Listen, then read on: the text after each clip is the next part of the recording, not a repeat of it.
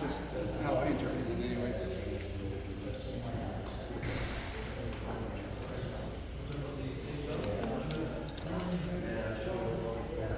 Oh yeah. My little ones are starting to live in they're little ones now. But it's been 5 months, I think. I don't know, 4 or 5 months.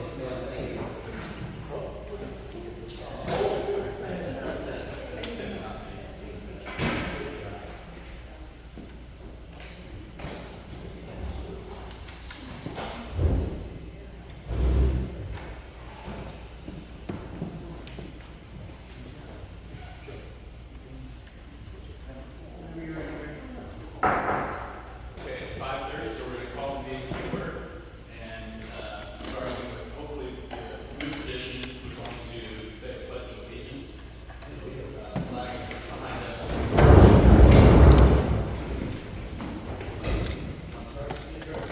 I pledge allegiance to the flag of the United States of America, to the republic for which it stands, one nation, under God, indivisible, with liberty and justice for all.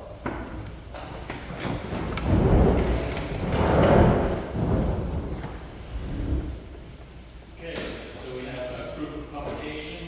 Starting on the special meeting. Yeah, starting the special meeting. All right, so we're going to start with the special meeting, and the workshop will be after the special meeting. Yes, sir. Publication was made. Okay. We have a quorum of all three supervisors present. We have any requests for additions or deletions to this special board meeting? Entering? Hearing none, we'll then go ahead with the discussion of the St. John's River Water Management District and conflict resolution. So Seth will turn that over to you. Okay, thank you very much. So as for this special meeting to be noticed in advance of the workshop today, we're going to be continuing our negotiations with St. John's Water Management District. So I want to start with a little background again, is why and how we got here today. There was an agreement that was reached back in 1999 with St. John's regarding their park property. At that time, the agreement was that St. John's would, in the first 5 years following the entry of that 99 agreement, put together a plan, and the goal of that plan was to reduce outfall in the district by 10%, and they would provide an engineering plan, and the district would review that plan and approve it. The caveat to that was that if they did not accomplish that, or they did not accomplish the stated goal of reduced 10%, then they would begin paying a fee in lieu of the assessments, and that fee would be an amount of $20,500 a year. Well, they submitted a plan at the 5-year mark as required, and there was a little bit of back and forth with our engineer, and ultimately a approved plan and permit was not in fact issued. It seemed to just sort of die on the vine without any real follow-up, and that fact continued for approximately the next 20 years. This issue came back to head when it was looked at the fact that either they weren't paying the $20,000, they also weren't paying their assessments, which they claim that they are not required to pay. So we sat down with them and we said, well,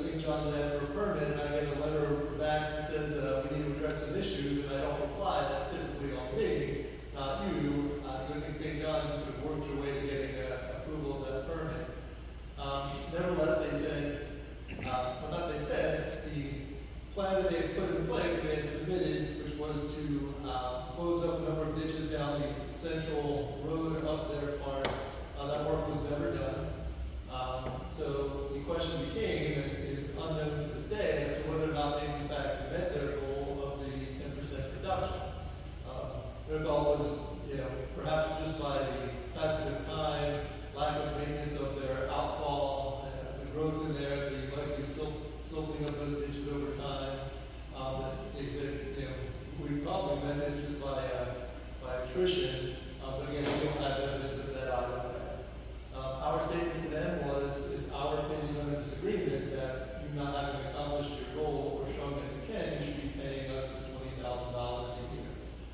Their response was effectively, we're both at fault here. You know, we didn't pursue a permit.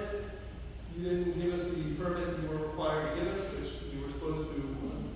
I think the permit agreement was something like reasonably permit.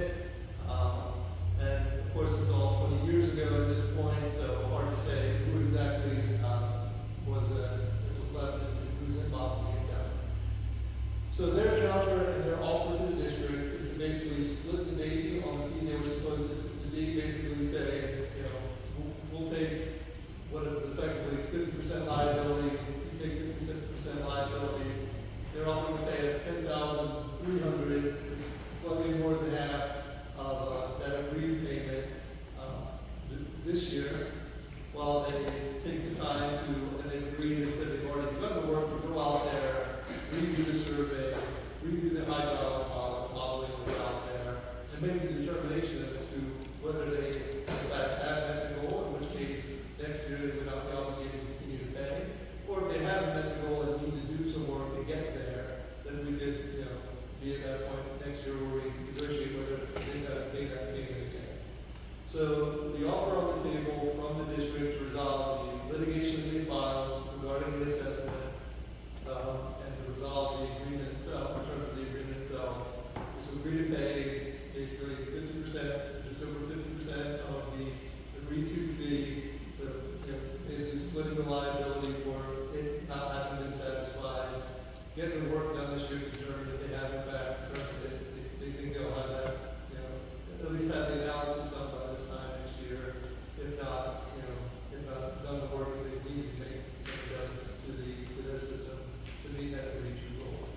So that's where they're at. That's what they've asked us, and obviously they agreed to, you know, dismiss the lawsuit. You know, the term is obviously that we wouldn't proceed with the assessment since this fee was always anticipated to be improved, the assessment on top of the fact that basically, you know, take the position that they're not subject to the assessment in any case, and would litigate that fact if we try to continue to pursue it.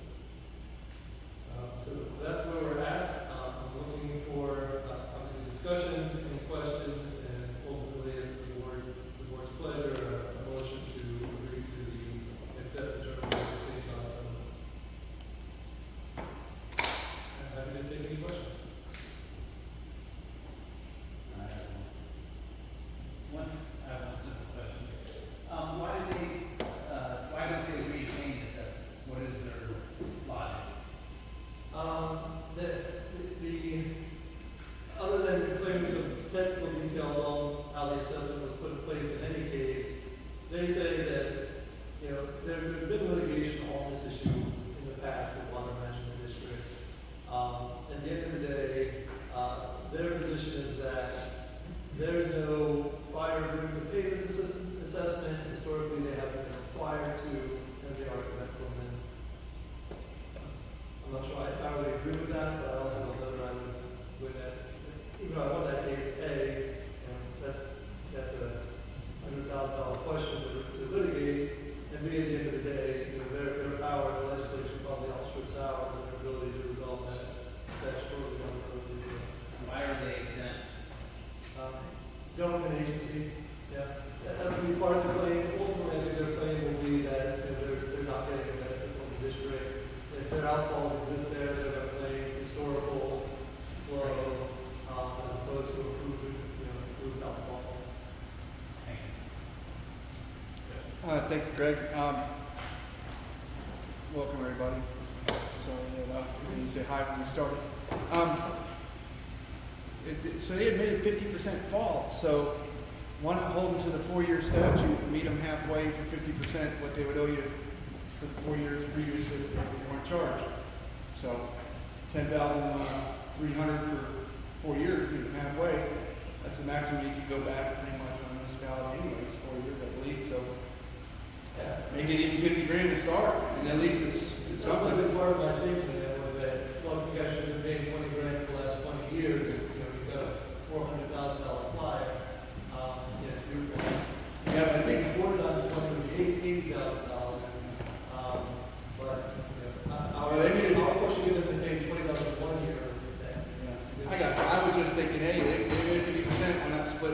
4-year statute on it, why not, you know?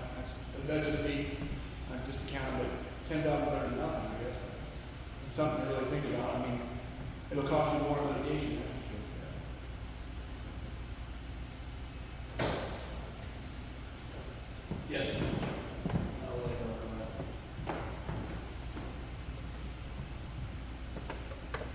I'm just not quite clear on the 20,000 for 20 years. And he's saying that there's a statute of limitations on it at 4 years. Is that what you're saying? That's what I said, yeah. That's what it is for me as a district, whenever we have to credit somebody. Yeah. 4 years is what we can That's legally pay out. the word it says, the payment history, or it's better to stay at 4 years. So we're settling for $10,000 of 200,000? This point, it's up to 10,000 instead of 80, but again, that 80 would be $100,000 litigation question. Can I just ask a question that says that the litigation, but in the agreement, it specifically says that the prevailing party, one of us, will have to pay all the litigation expenses under the regular agreement, section 3, paragraph 10. I'm sorry, section 3, paragraph 10. The prevailing party, the attorney's fees, any fees would have to be paid by. Can we use that for leverage? It seems like we're giving a hell of a deal at 10,300 when the best we could possibly do is like going back 4 years is 80,000. I see that Harness Management, we lost $389,500 over 19 years. It's like, and then we're going to give it to them for 10. And right in the agreement, there's clearly stated wording in those sections. The prevailing party is able to recover any fees. You got fees that we're paying for an attorney. You get 10,000. I'm sure there's some fees that you're charging us, so that 10,000 we're going to get is a lot less. Do we have any leverage with what's clearly worded in the agreement? I mean, that prevailing party clause goes both ways, right? So, you know, and then their attorneys don't work for free, so that's that risk. And that argument that, again, to litigate this would be to go back 20 years, you know, their claim is going to simply be that you had the responsibility to issue this permit. And that you did not reasonably withhold that permit, you never issued it, you have no evidence that was ever issued. And I'm not saying it's a great argument, it's not one I'm going to feel comfortable trying to overcome. I agree that further in the agreement, it also states that the buyer, for any reason, will pay the annual amount. So any reason means any reason. Our failure to stay on top of it is any reason. It seems to me they still would be liable. I know we can't go back and get on the one, and even the 80,000 is, but it seems like we're doing a heck of a deal at 10,000. And I'm assuming less are legal fees. Is that where we're at? Well, if we litigate, yes, our legal fees are either going to prevail and recover them, or we're not going to prevail and pay twice. That's the decision we've got to make today. So it's a gamble. So I defer to the attorney for legal advice on this. It's clearly written in the agreement, and those words, for any reason, will pay the annual amount, as it says to the buyer. And then it further states, in the agreement, the prevailing party can recover attorney's fees and expenses, including any expenses for the court reporter. So, I mean, what's your, I'm not a lawyer, I'm just reading what's in there.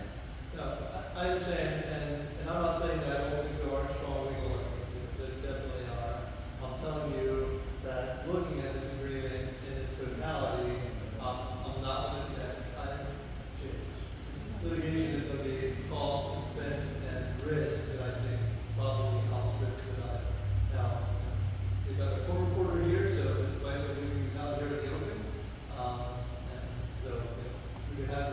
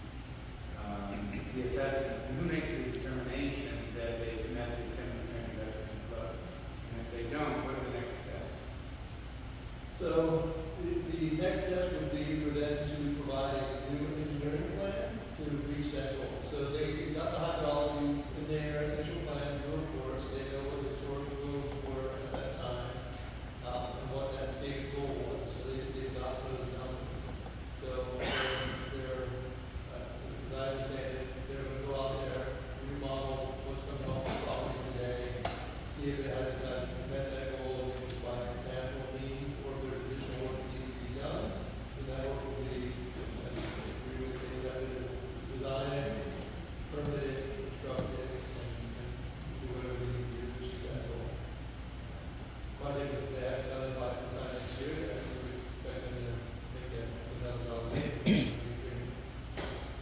maybe at that point, we'd have to put 20 grand, because we would at that point, we showed it to have, like, currently today, we're operating under the model that we don't know the answer to it. And so we're bringing it, essentially bringing still today, if we go in a year's time, that, they back that day, and then there's an opportunity to discuss what that payment should be. Mr. President, I'd like to bring something to the attention of everybody. The biggest problem with all of this is the state is, or the drainage district has let the drainage ditches grow shut. And now you've got overflow from all them clogged ditches that are actually like dumping into 107th, is it 107th, 105th, 107th, and 109th. All that stuff drains right into the back corner of like Willow Street. And all them ditches clogged, even if it is 10% with their clogs, you're still sheet flowing over land to everybody else's property. I'm one of those people, and I know it firsthand. 105th, 107th, 109th, it's the whole. And everything from, we're gonna say ditch 3 or 5, everything else, when them ditches are clogged, it all comes our way. I'd like Mark to look at a topographical map to see where the low spot's at, because just like the fire road, whenever they start doing something like burning, it's gonna bring it right to 107th, 109th, 105th, and right on into town. Yeah, we ask them to make sure that when they're modeling, whatever they're doing now, that they're doing kind of a full system model, and see if they want to agree to work with us on those issues. And I will tell you that was one of the main reasons why a permit wasn't issued, is because they selected the middle of the property for the berms and dams, which left half the property open to sheet flow. Which is gonna come Continuing right to be to uncontrolled entry into the system, so that was one of our concerns. Exactly, that's what I was trying to make a point of. It's not just the money, it's the problems that it's causing if it's left the way it is also. And just to make sure everybody's on board here, there is absolutely no district responsibility inside the state park for maintenance, because we own no facilities in the state park. Those remnant ditches are now owned by the state park. Those remnant ditches are not our responsibility. The way the district would look at that property is a 2,400 acre vacant piece of land. No different than a 10 acre vacant piece of land or a 5 acre vacant piece of land. It sheet flows to its boundary, which is what all vacant land does, and it somehow ends up in our system, either by overland flow or entering into a ditch. So when they go to do their work on their property, they may not need a permit from us to do the work, because they may not be touching any of our facilities with that work. Now, maybe it's a permit that we issue anyway, just for agreement on both sides of what's happening, but we don't issue permits to do work on private property. We issue permits to do work within our rights of way. We own no rights of way within the state park. But the existing ditches run right on into yours. It goes from the sand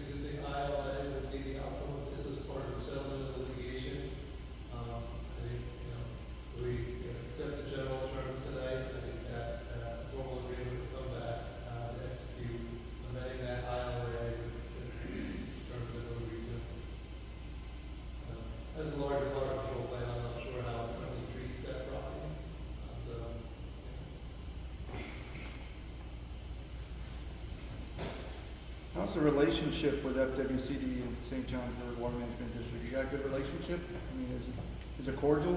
Is it to where if you refuse, they would let you counter?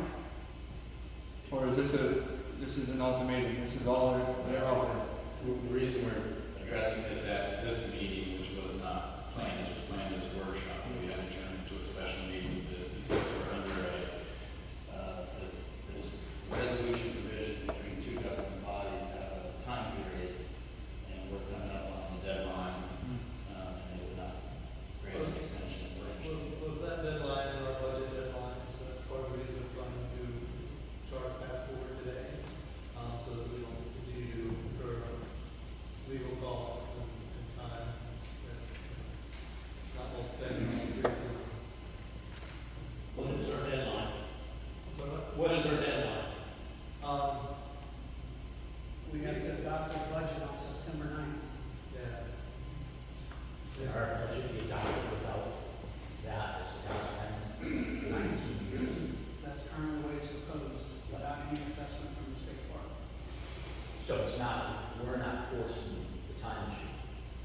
Well, We don't put it, we win it, we got the money, we got money, we just continue the way we got it. So our budget up without our money. So that would be the budget. It does, we're under, we're currently under the intergovernmental dispute resolution timeframe. We parted agree to stay those, will stay them indefinitely. And if we get into that process, it requires collaborative meetings and this and that, and it creates there's a fair amount of just administrative legal time to just try to hash out the resolution within, well, trying to, if there's a path forward to cut that short, create some surety for both the district and St. John's. I think to your point, historically, the relationship's been good, all the work that's been done, through the Fellsmere district and the work, of the, water reservoirs, et cetera. Quicker got a little disappointed, it agreed to 20 grand, like I said, at the end of the day, they're looking at bottom line, just like all of us. I was just referring to Steve's comment about any reason. I would hold to the 20,000 and just move forward and not even go back on the back if it's going to take that long. You know, I mean, the agreement is the agreement, right? Let's just live up to the agreement and move forward. As long as the assessment comes out, Yeah, the 20,500, whatever it was. all every year. Yeah. Or say we'll give you the 50%, but if you're not on par by next year, it goes to full rate or something like that. Maybe you can hold their feet to the fire. Sorry. Take care of it. So I was thinking 10,000 at 50%, and you get so many months to get in compliance, 12 months or whatever. If they're not, then they go to the full rate versus staying at 10,000. Because they're going to find that 10,000 a year is going to be cheaper than them doing all the work and getting everything done, I think. Just a thought. Is that 10,000 a year or one time 10,000? Maybe it's 10,000 this year, if they haven't met the requirement, it's 20,000 next year.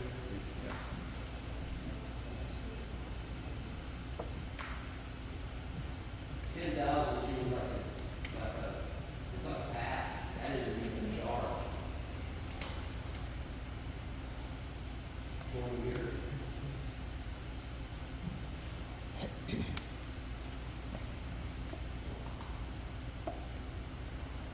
Seth, if we go back like the account, what's the likelihood that we can, you say September 9 deadline? If we go back to the account, what's the likelihood that we'll meet the September 9 deadline? Do you see this ping pong back and forth? Very good point. I mean, we could adopt a budget that has zero payment for St. John's. I don't believe that one of the assessments, we found that we wanted to get the full rate of the contract, adopt the budget at zero, and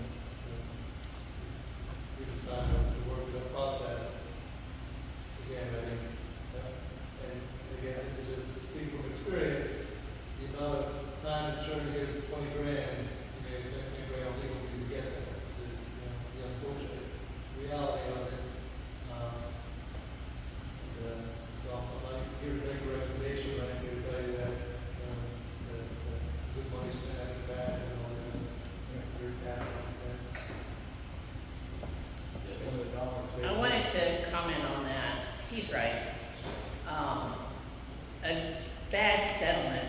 is better than good litigation any day. I hate saying that because it's wrong, then we're gonna lose $200,000+, however much.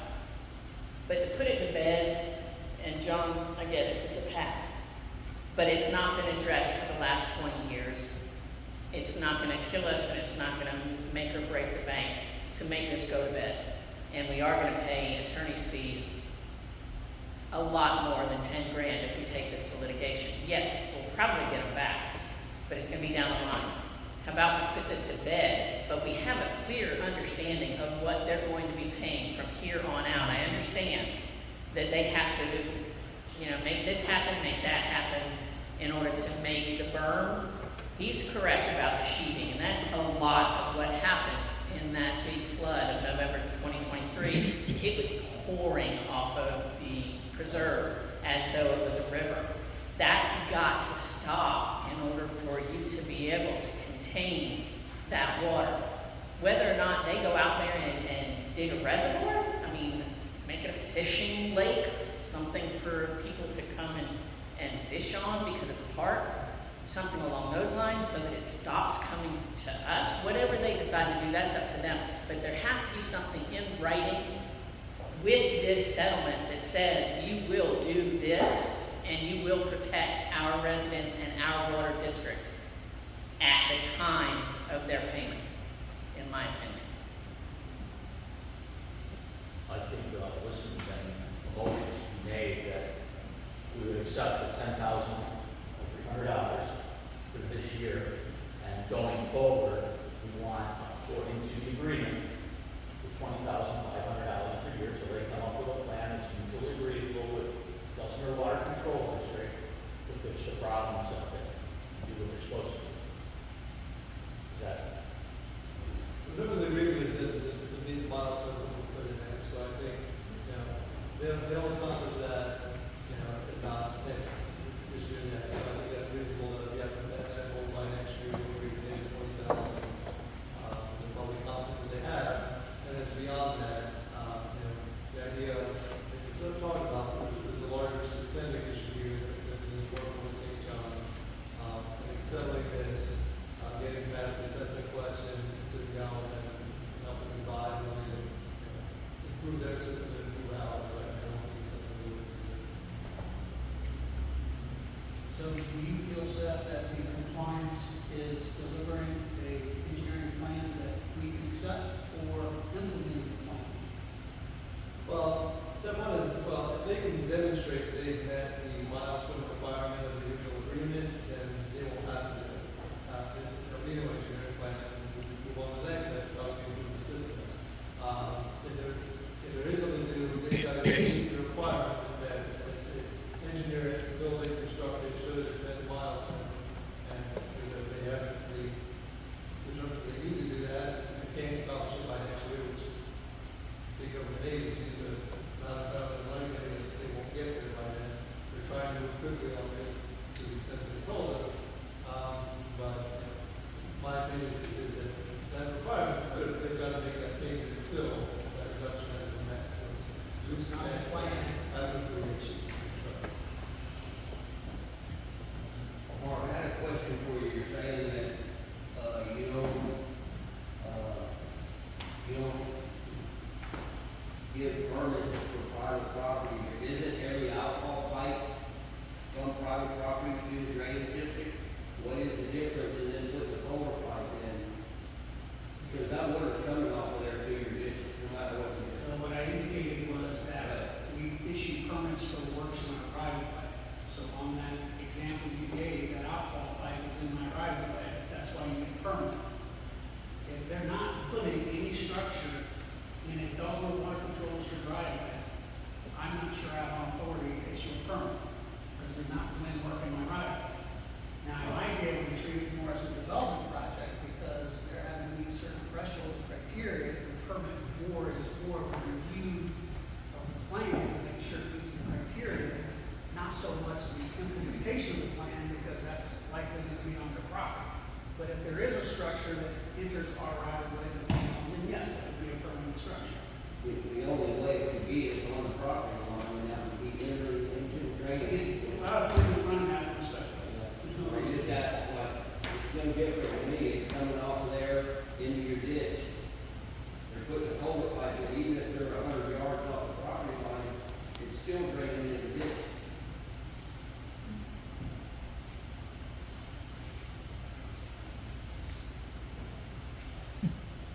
We have a motion, Steve? Yeah. The motion was to accept the $10,300 now, and if next year they have not met the milestone of the reduction in the flow, then we would charge them $20,000. Then you would charge them $20,500 in the year per year. And in regard to, from the legal perspective, this is just our counter, or is there anything that's going to take us into? This is the counter. I can't say with any confidence whether I'll accept it or not. I hope they will. I think it's a reasonable outcome. And it is to be reasonably confident that we'll meet it in the year if they haven't already. So, and it was out of our budget issue. If we're accepting the 10,000 this year, and that's the line item that we'll budget for our income this year.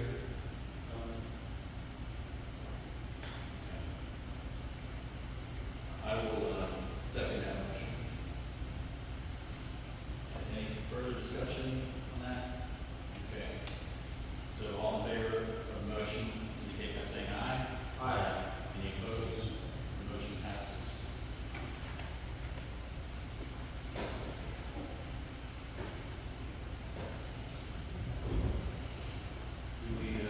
Are there any other comments from the public that we want to accept? We've got just this one issue, the special meeting, right? Up to you, sir. Yeah. We haven't really noticed the meeting for anything other than this matter, as I understand it, so I think really we have to close out the meeting and go on to the workshop. So, I need a motion to adjourn this special meeting. As the chair, okay, so we have a motion and a second. All in favor, say aye. Aye. Adjourned. Okay, we move into the special meeting now. Oh, sorry, move to the workshop, sorry. Yeah, the special workshop. Yeah.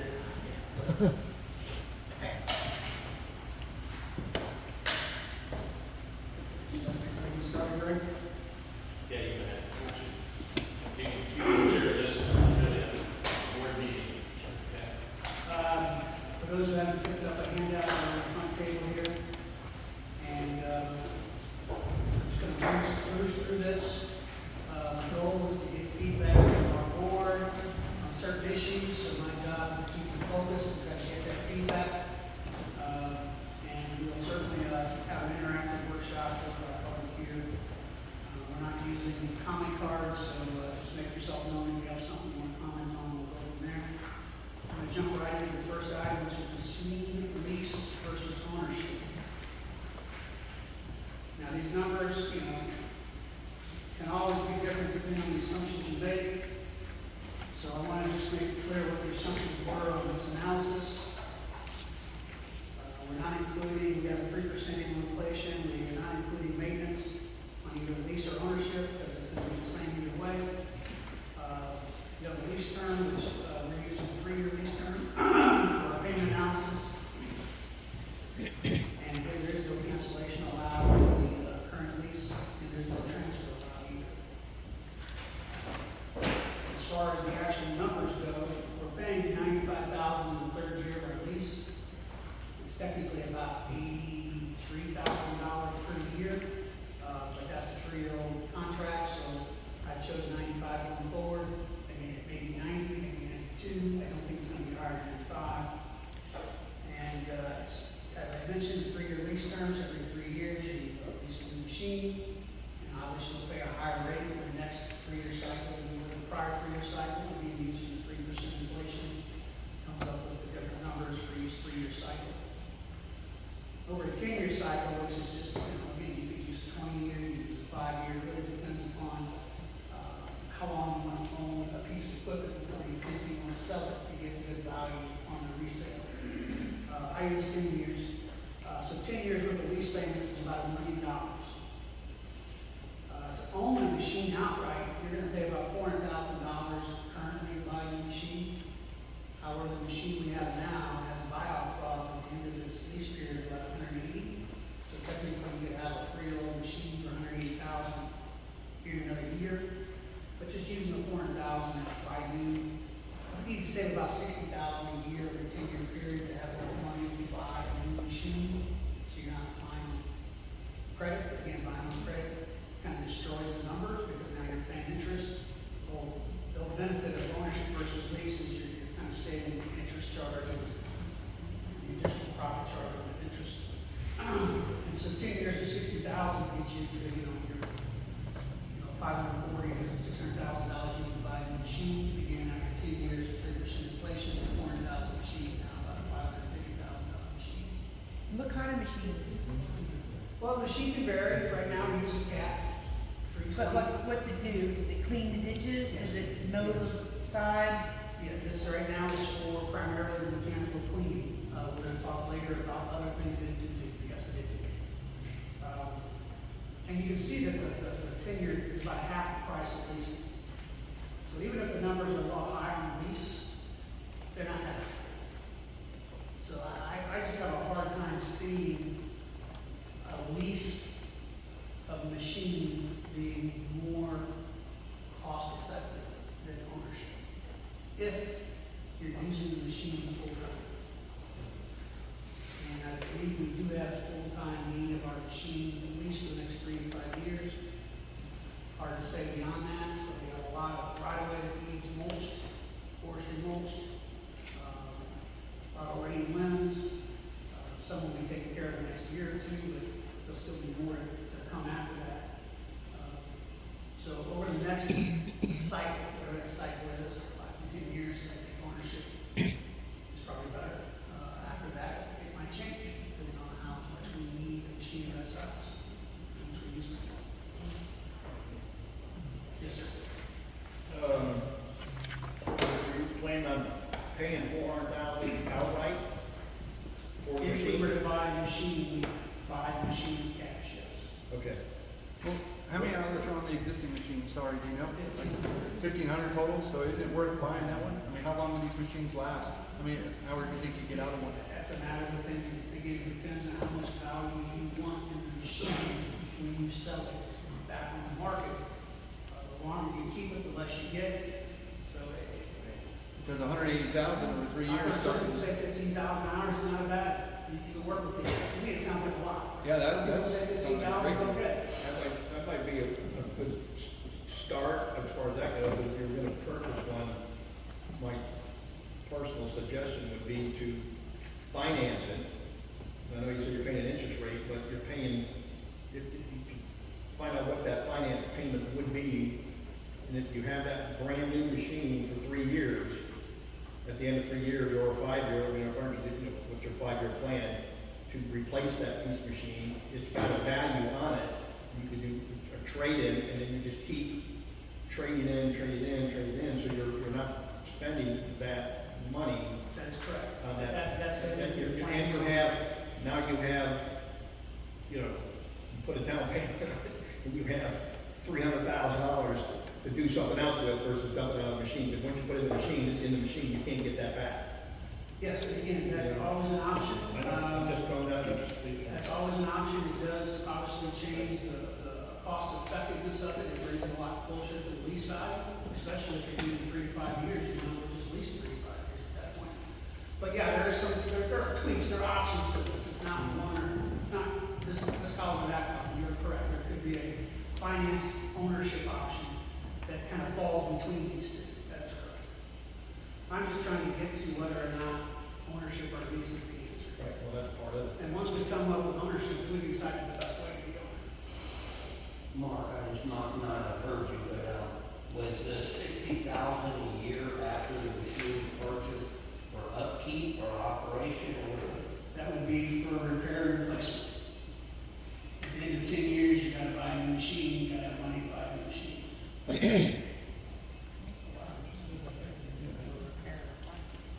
Say that one more time, Mark.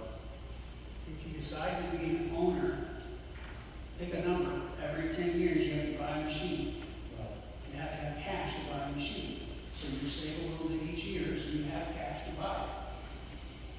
putting away $60,000 a year for at the end of 10 Well, years. in this scenario, that's what it implies. If these aren't the only scenarios, Might yes. be finding something, the other way you got money sitting there doing nothing. It's not doing nothing, it's making interest. Mark, one question. Doing nothing, you can't do nothing.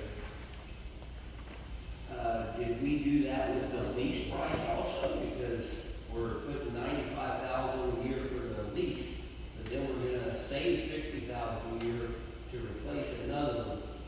No, these are not together, these are separate. No, I understand that. So I The guess I'm lease, not following the the lease you're making a payment every year Correct, of 90,000, 95,000. correct. The 60,000 we felt, but we're not saving money over here to If you're release leasing, another one. if you're leasing, you don't need to save money to buy. Say that again, please. If you're leasing a machine, you do not need to save money to buy it.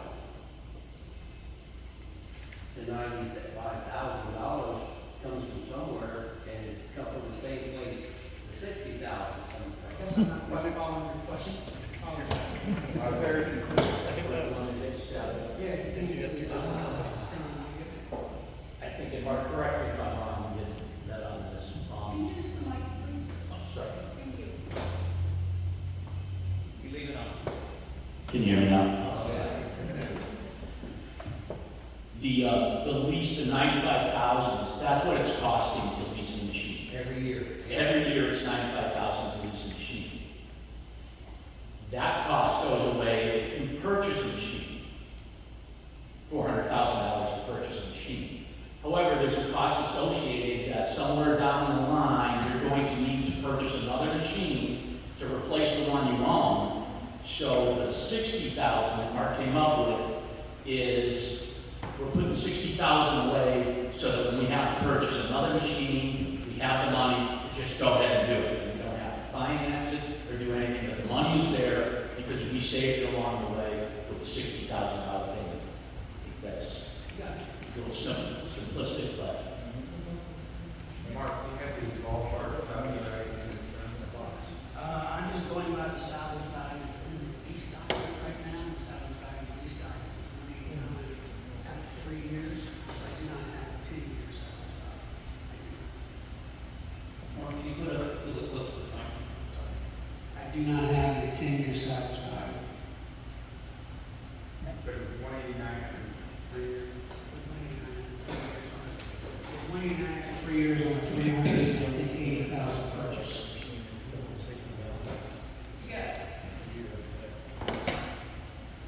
So again, that's just the, for the bucket machine, or is that something that mows, the tree line as well?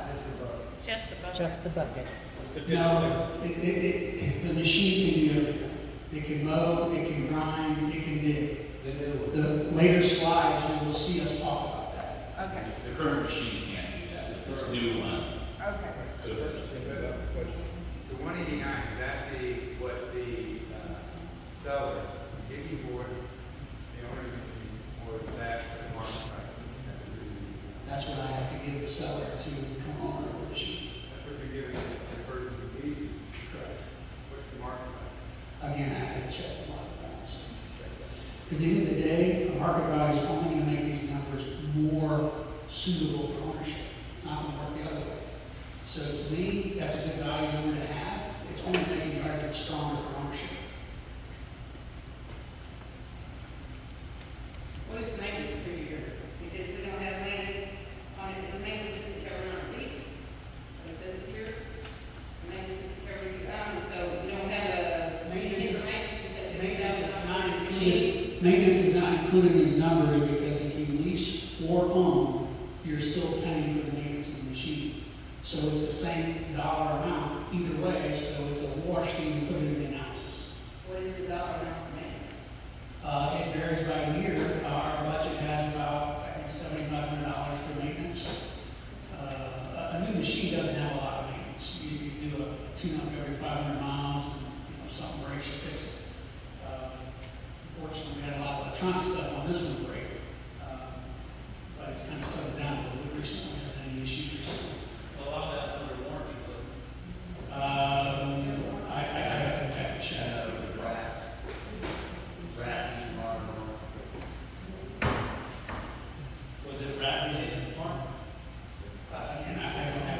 Wouldn't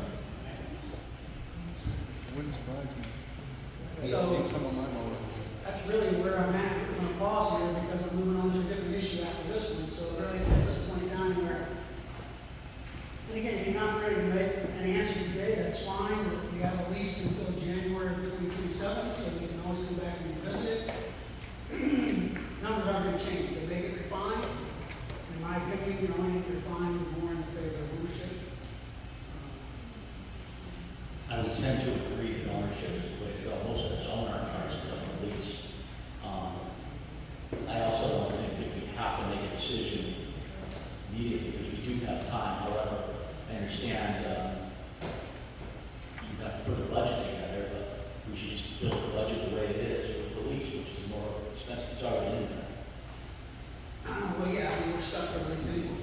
Yeah, we have other issues that are. That's what the lease anyway. So, But what would matter though is that if we do decide to go to purchase, the sooner we can start putting money away, the better. However, I say that with a caveat because I would probably recommend we just buy the machine we have, and it's only going to be less than 200. Again, we probably will have that in the bank without problem. And we can be sure that we have it in the bank, just make sure we don't spend it.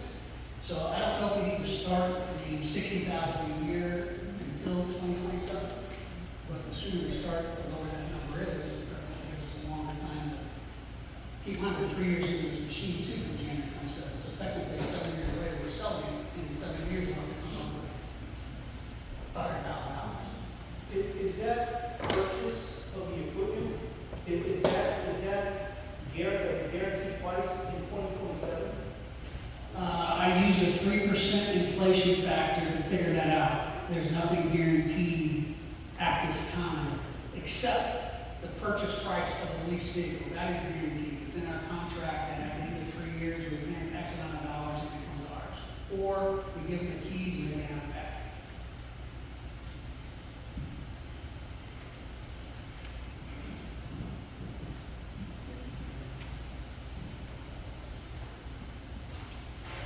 I would just like to say that I would like to continue with the lease. And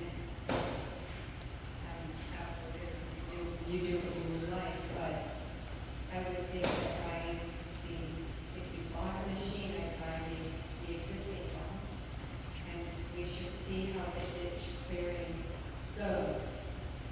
But that machine doesn't do what we need it to do. I understand that further into this document, they'll talk about those things. And we can decide whether we want to hire that out. And we can also continue to think about the larger number once we see how much it would cost us to hire or outsource the grinding and other things that we need.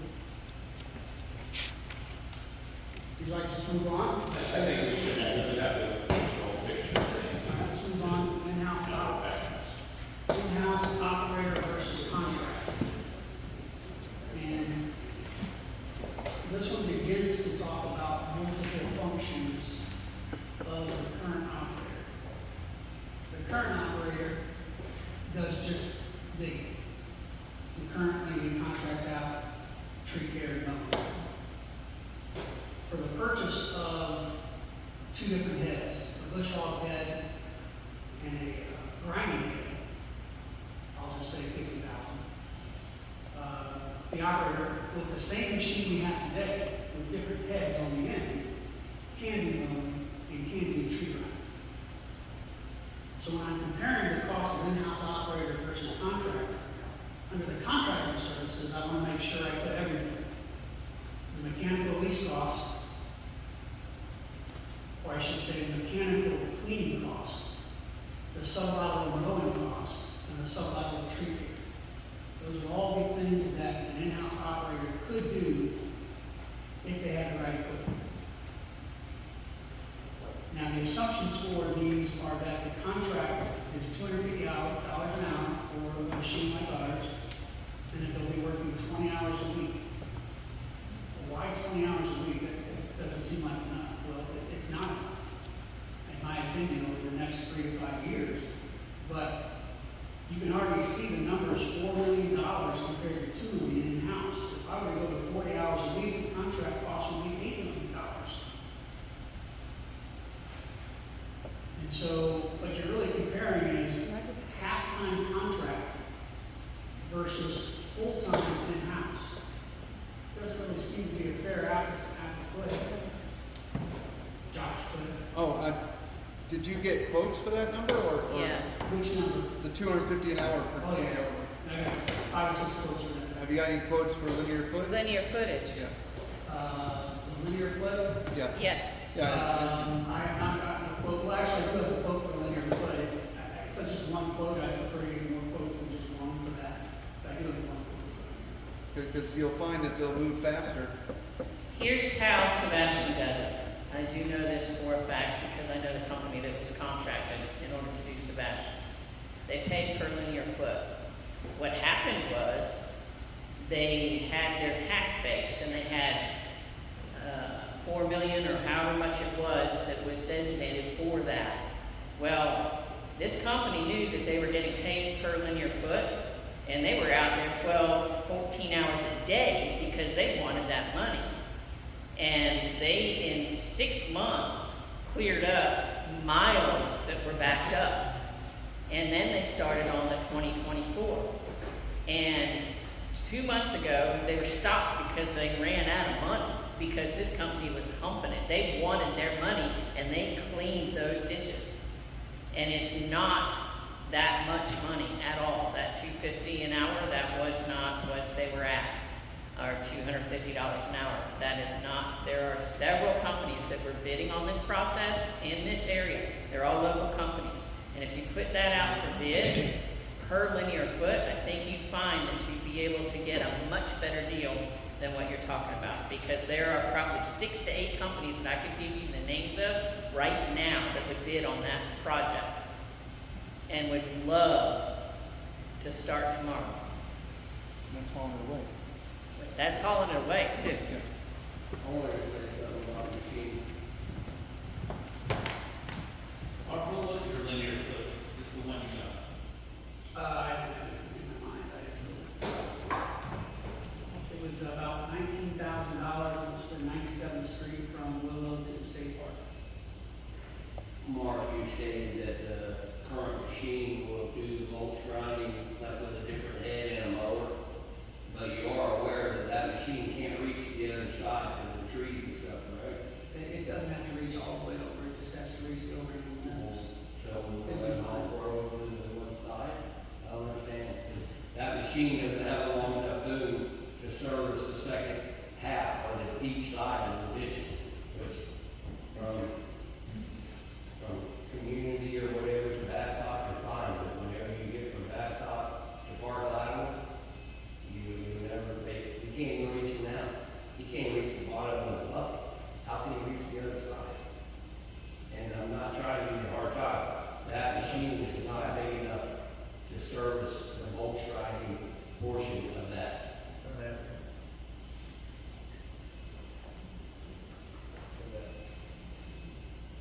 So there might be, as some of the audience members has indicated, might be an opportunity to close the gap between contract services and in-house operation.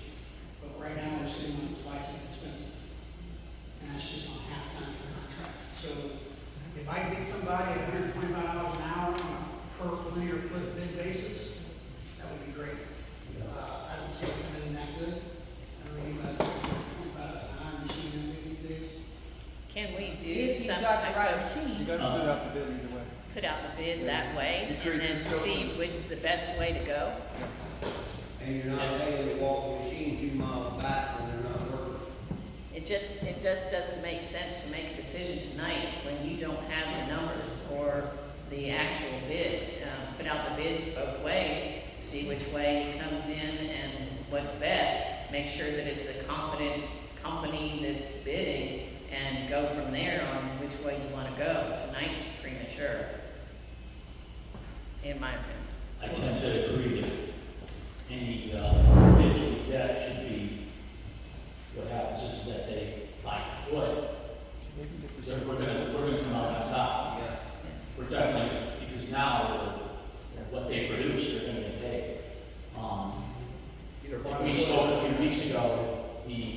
city of Fellsmere entered into an agreement with the county for their grader service. And we talked about it right after that meeting the next day. We talked about it. We have since, I have since, along with EFLOC, talked about it. And I've actually met with one of the county commissioners to begin looking into having the county service the ditches, provide that as a contract, as another option for us to look at for contracting health services. Today, I spoke with the commissioner, and she's in the process of getting us, putting something together and looking at it, what it would cost.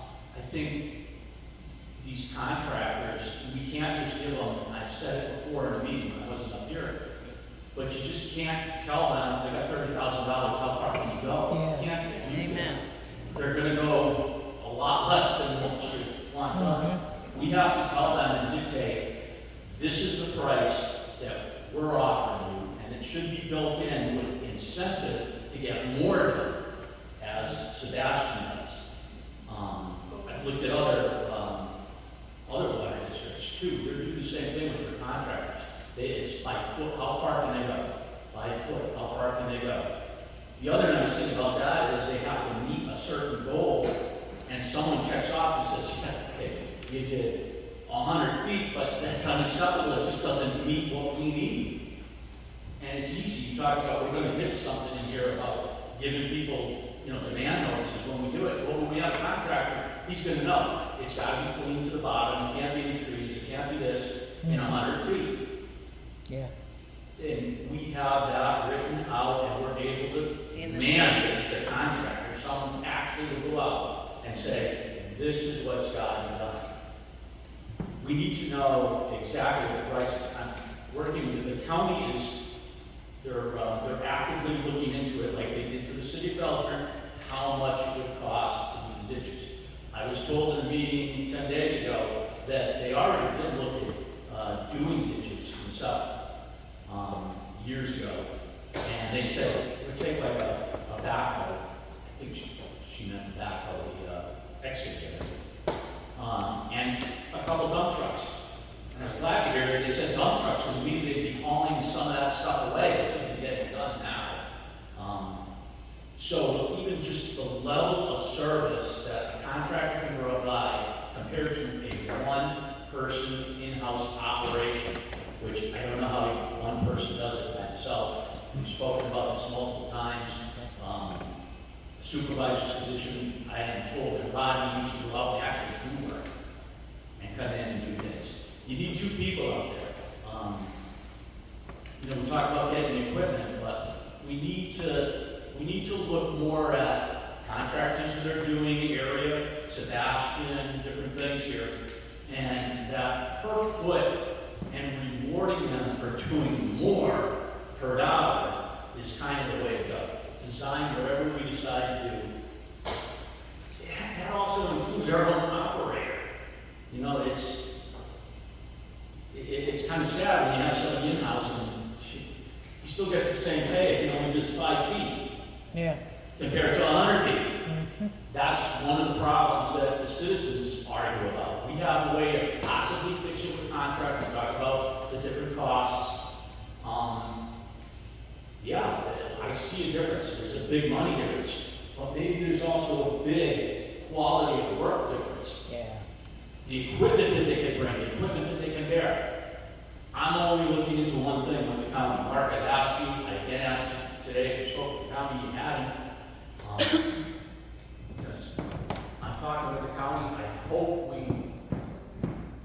I hope that we take this county thing, look at it to its end, and have a dollar amount and figure out what we can do. If we contract some of these other things, $400,000 to buy a piece of equipment, why do we have to buy a piece of equipment in contract? It's no longer our headache. We don't have to pay for the fuel, the maintenance. We're paying for it indirectly, I get it, but if it breaks and we own it, man, let me tell you, it's not like replacing transmission on a Ford Bronco to replace the transmission on a piece of equipment. That's something we would have to bear. So I just think we really have to take it methodical, slow, and look at it very, very closely at many, many different options. Knowing by foot is very, very important. Whoever gave you by foot, that would have been nice to know. I can't make a decision tonight on contract versus in-house because we really don't have any information.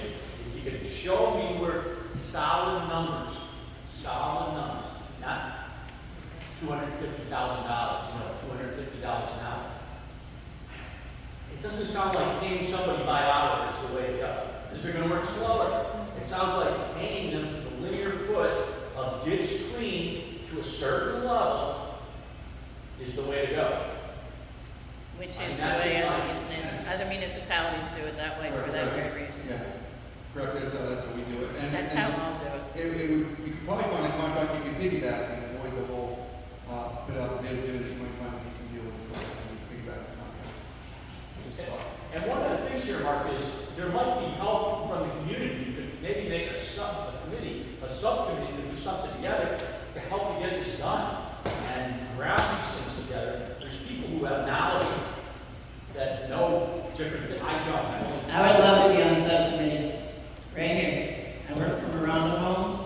I know all of the local dirt companies, and if you could give me a scope of work and put it out there legally like you have to, that would be your purview, and I could hand that personally to every single one of the dirt companies that are interested. There's a lot of them out there, guys, a lot of them.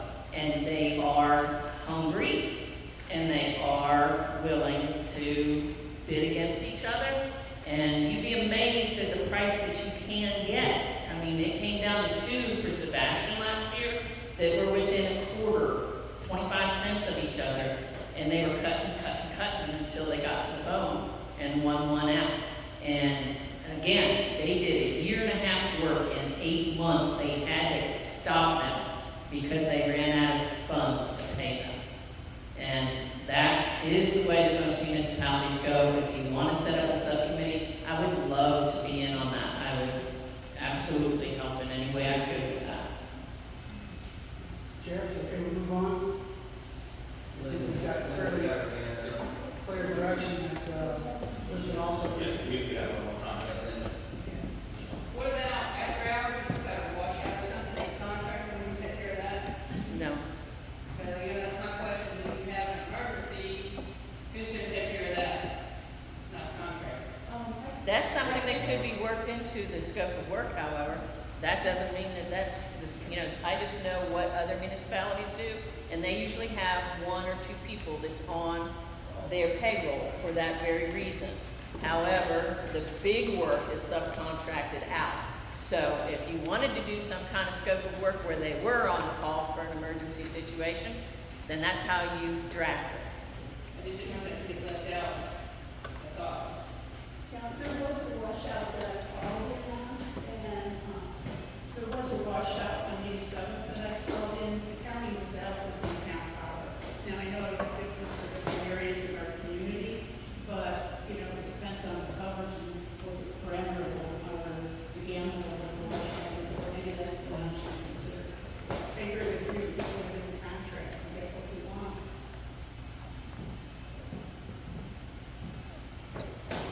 Mark, the biggest thing is that, price versus your figures of what, I mean, you're gonna pay for the things that you rate. Not really. That's for me. That's for the bid. It's not consistent. Sorry, was that? That is not consistent. Anybody here can tell you. No, but when you take 9 months of data, and you average it, you get 5 days per month. Yeah, empty road. What's that, a digger? Yeah. Empty road. Oh, how you just not adding up all the weeks that you don't do anything? I definitely.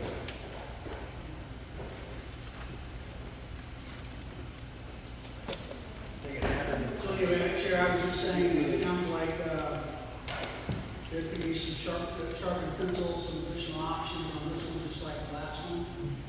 And, maybe bring back the way the trade is, which is different options, I think we'll more refined understanding. But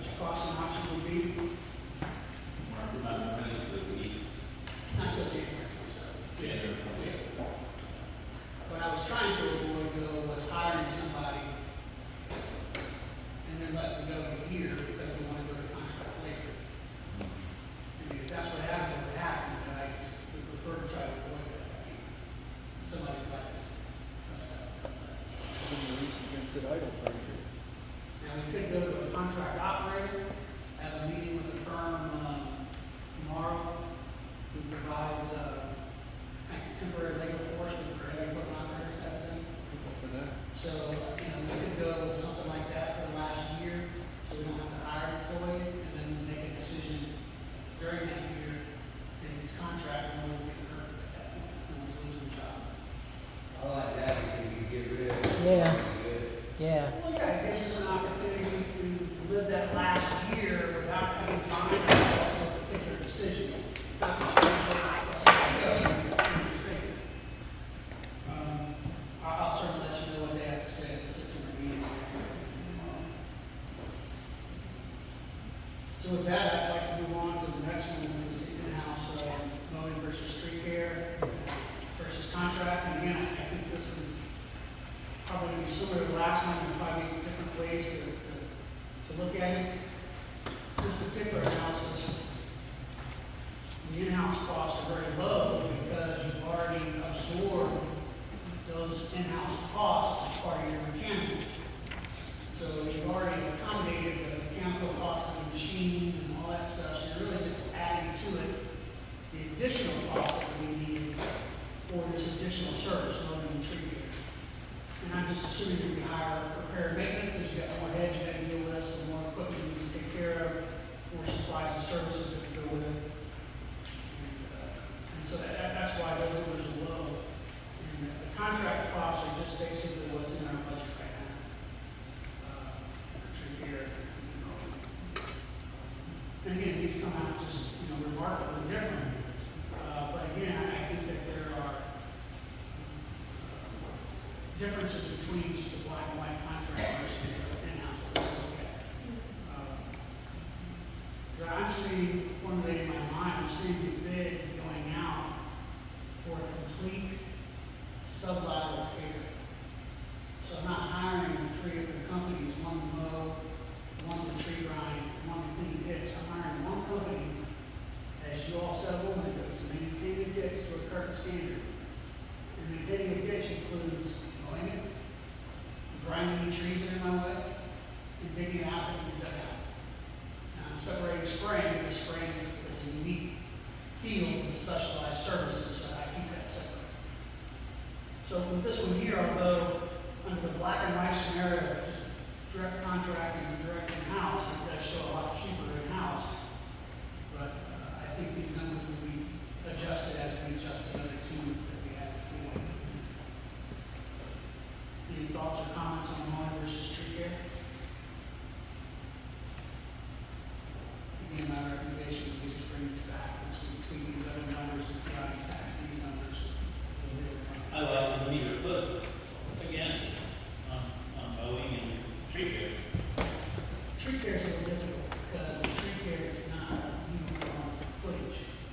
You got one tree, you got 50 feet, you got 5 trees, you got 60 feet, you got a bunch of trees. It's a little harder there, but if we did a per linear foot ditch maintenance contract, with the trees was part of it,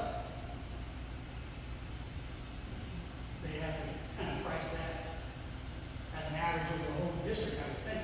Because some have no trees and others have trees everywhere. Right. So, not sure about that. It might be one that we just keep tree care out of it and just deal with it with a separate contractor, because it's not going to need forever. Once it's done, we're not going to need it for a while. Once you grind those trees, you're not coming back with it. Depending on if it's a pepper tree or another tree. Well, once you start mowing, though, they're not going to come back. That's my point. Once you get them taken care of, the mowing's going to keep things from coming back. And spraying also.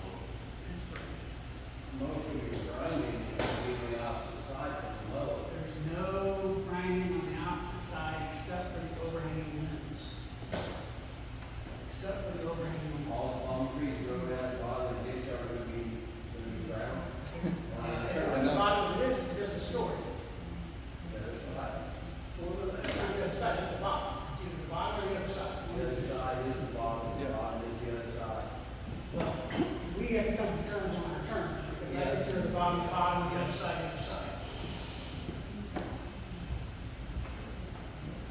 So I think there might be some opportunity to tweak this one and different way once we get some other numbers. So if you're okay, I'll move on to spraying versus contract. Yes.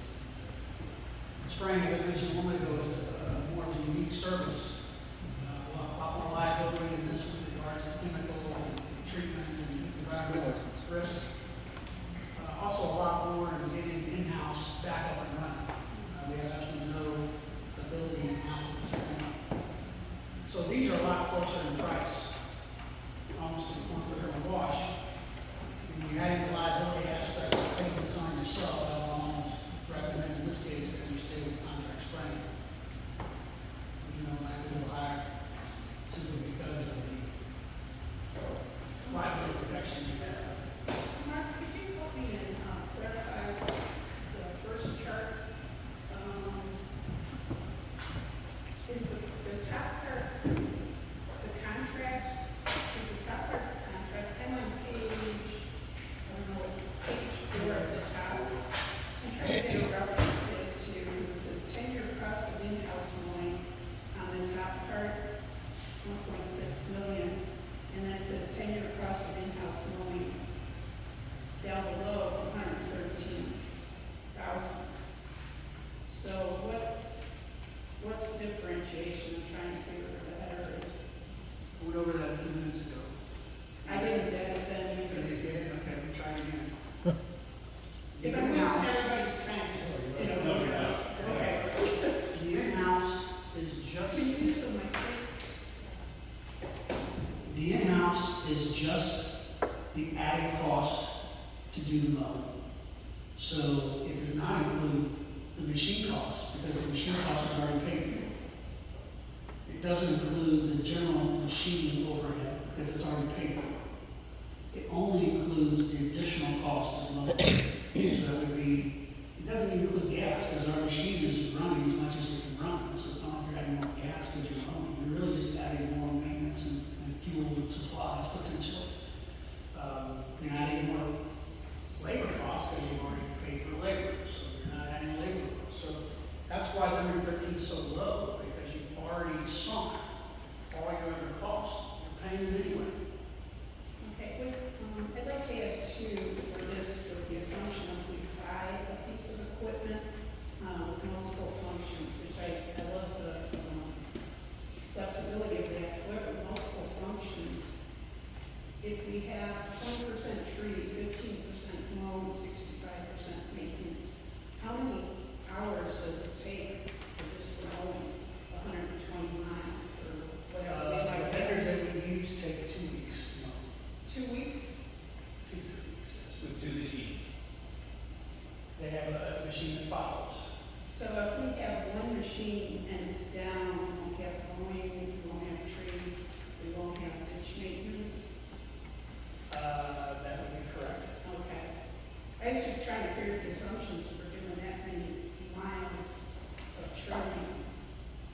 And again, the trees are different from the mowing. The trees are not the same trees every time you do it. The trees, once they're done, you want to come back to a while.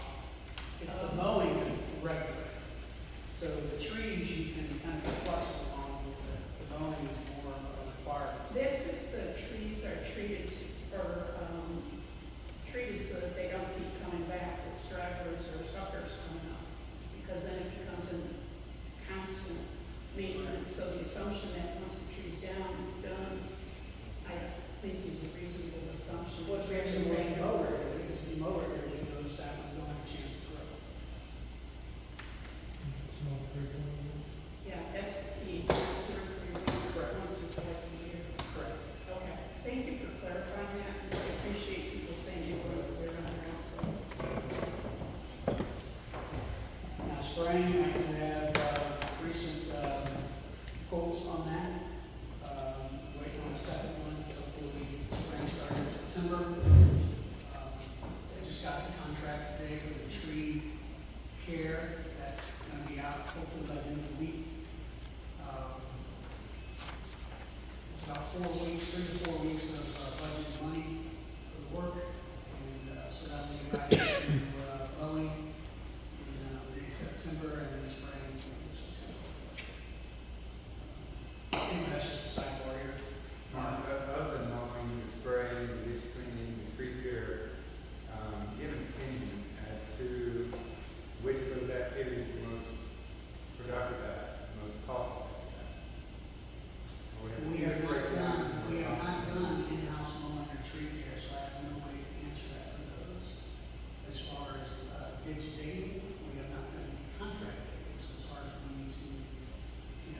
compare, how you would get for the money you spend, that would compare.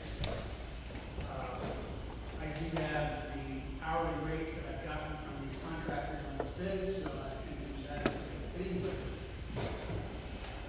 no one's incorrect in saying that when you're bidding, you're gonna be competitive.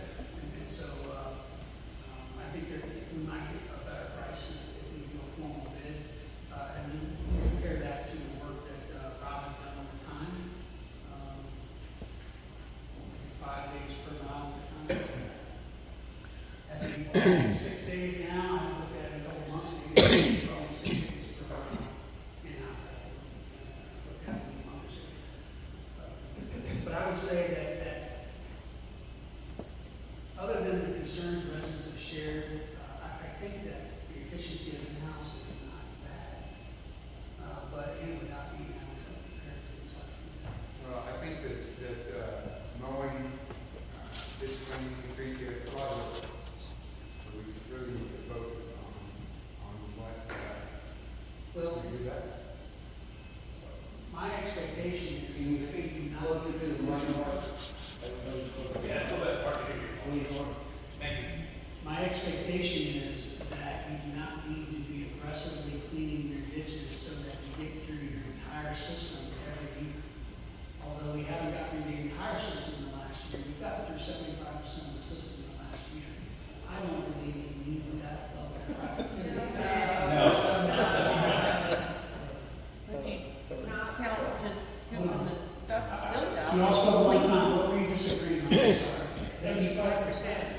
That you do need to have somebody out there 75% of the time? You have already done 75%. They disagree that the district's done 75%. Oh, I don't listen to those because I have a map and I have directions that show me that, so, I mean, But we live on the ditches and we know what's been done. and I drive the ditches after Rob cleans them and I know he's cleaning them. So, here we are again, you're saying we're not cleaning ditches and that's all Rob does every day is clean ditches. Listen, The bottom. I do agree. You are 100% correct. Rob has been out there at the ditch.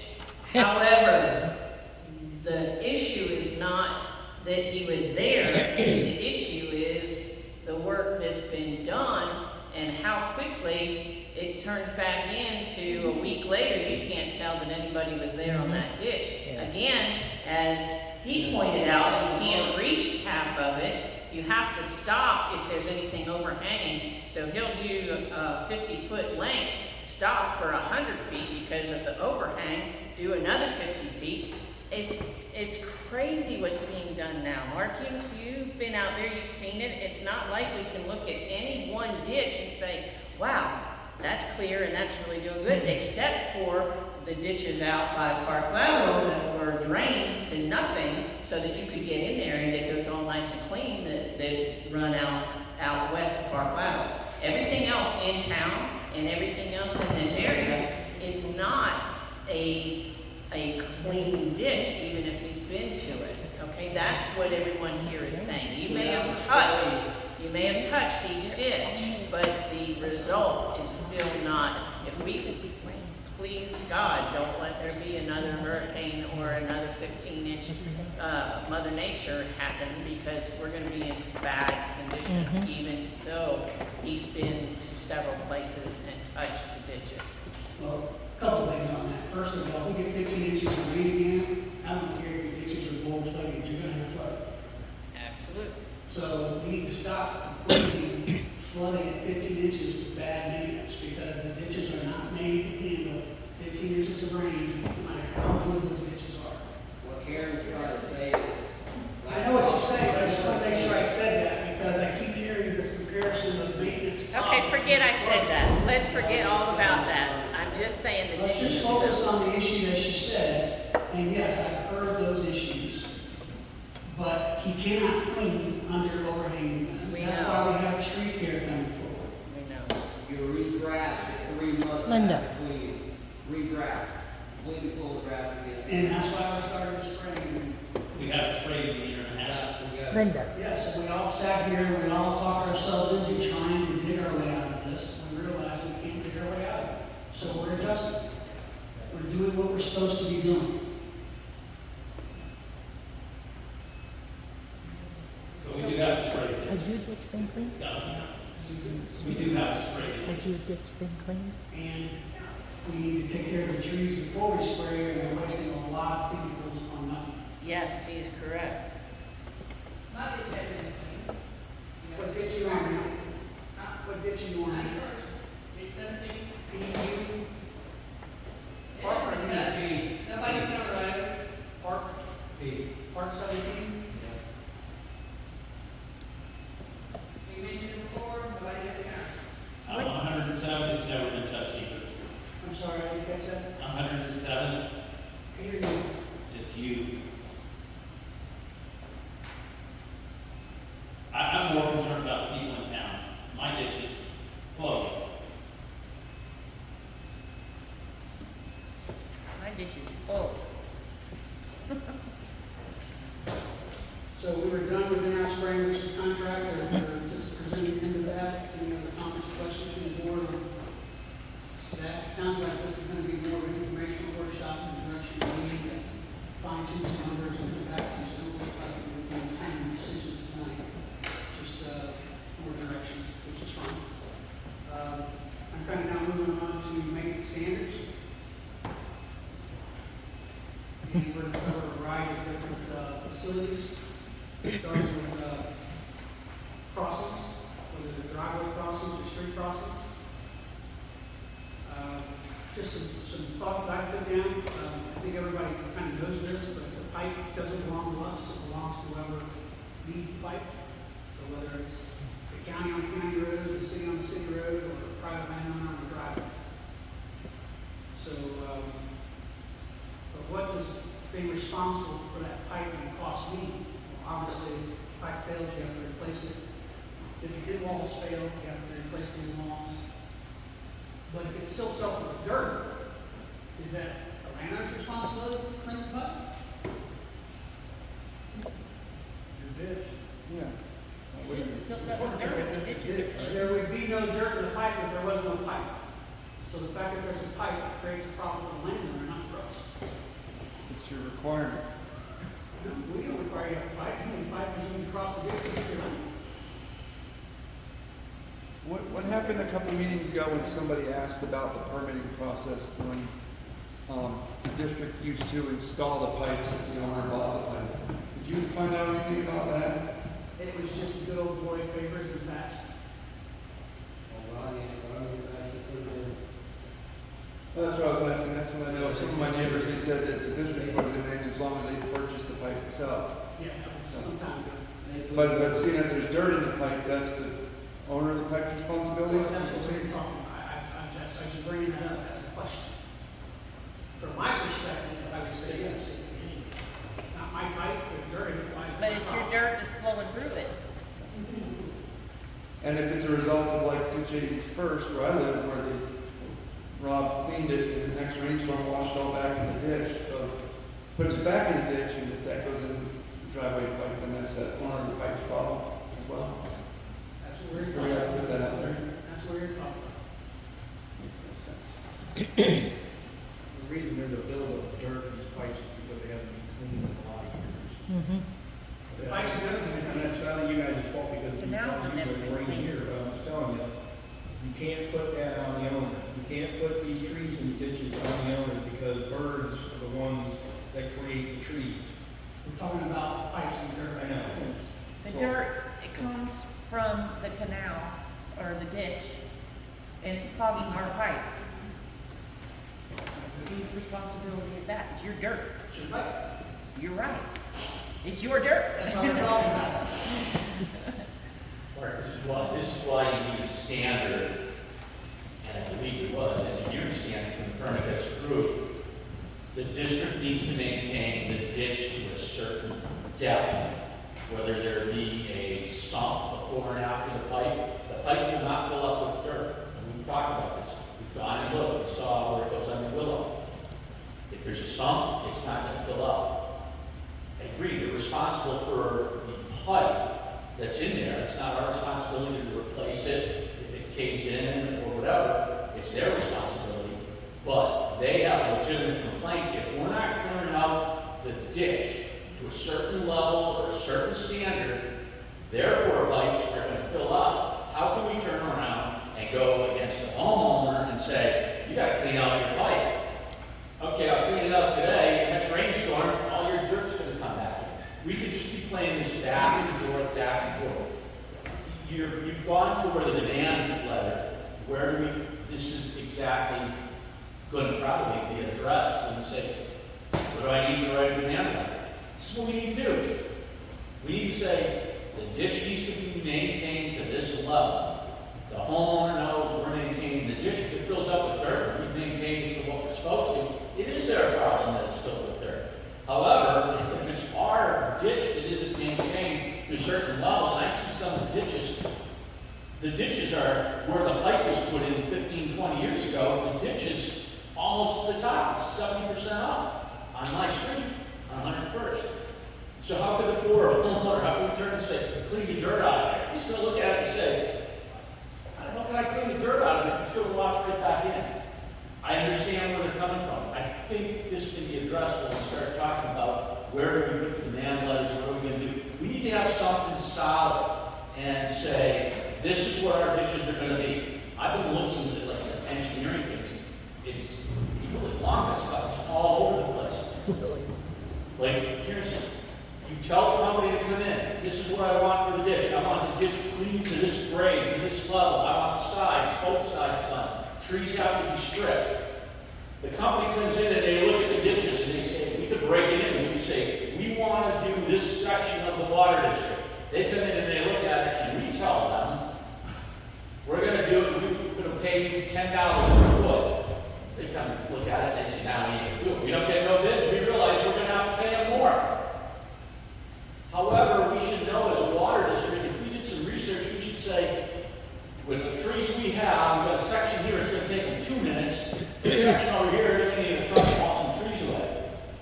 We should know what it's going to cost per foot, on an average. But this is where you go with the sand. It's the same thing in the pipes. I feel for everybody who has it, that has the pipes. We looked at when we looked under Willow Street. Mark and I actually went out, we got a complaint, and we both went out and took a look at it. And what did we see? It was like 70%. It was about 40% on the inlet side and 20% on the outlet side. So it's still, but again, it was because there was no sump. The ditch wasn't cleared out. Mark isn't here, but he's the one who brought it to our attention. If that had a sump on either end, there'd be no sand in it. Again, we're going back to, we need to have some, we're looking at it, policies and procedures, which is good, but we need to have some hard written, this is what it's going to be. You'd be able to go after our worker and say, I need this ditch done. We've talked about this before. If he did one ditch in a month and it was done to a certain standard, the people would say, God, he's working every single day. It took him 3 weeks, but God, look at that ditch. It looks great. Again, it's the optics. It's the optics of it. We need to have some sort of standards. A committee put together can work on those with us. You know, we don't have to be the experts. We defer to the manager, and maybe you can get the help from some people who sit on the subcommittee and bring some ideas. But I understand where the homeowners are coming from. They're feeling, we're throwing everything on the homeowner. We're throwing all the costs back on the homeowner. Oh, you gotta do this, you gotta do that. This thing has been mismanaged for so long, it's gonna cost us money. I think the taxpayers now realize that. It is gonna cost money. We're trying to control the cost. But we also have to see something done. You tell us 75% of the ditches are done. But it's like, hey, come in and paint my house, because I painted your house. He came in, he did the trim, he did a few walls. That ain't done. It's the same thing with the ditches. That's what they're seeing. We need to have some standards in the work that we want done. Whether the trees are going to be on both sides taken out or not. I think that's what this meeting is in the workshop. I think it's a good thing. We're going back and forth. Let's find a way to resolve it. I think the subcommittee's a good way to do one part of it. But we can't keep going after, we have taxpayer last time stand up, right there last time stand up. They feel like we're hammering them. We're constantly hammering them for our neglect that we've allowed to get totally out of it. Which is, if said it was our responsibility to take care of the trees that were growing in the way. We can't go after the homeowner because his trees grew over into our ditch. We could have right along cut those trees to keep it, and he could say, boo, those are my trees. Not too bad, they're in our ditch. That's where we're at today. And that's why they get all the great. Trees are resisting around. So, go ahead. Oh, I'm waiting for the mic, but the water control plan is their guidance document. That's really what they should follow. And it says in there that the dirt and sediment is the responsibility of the drainage district. Let's figure it out like that.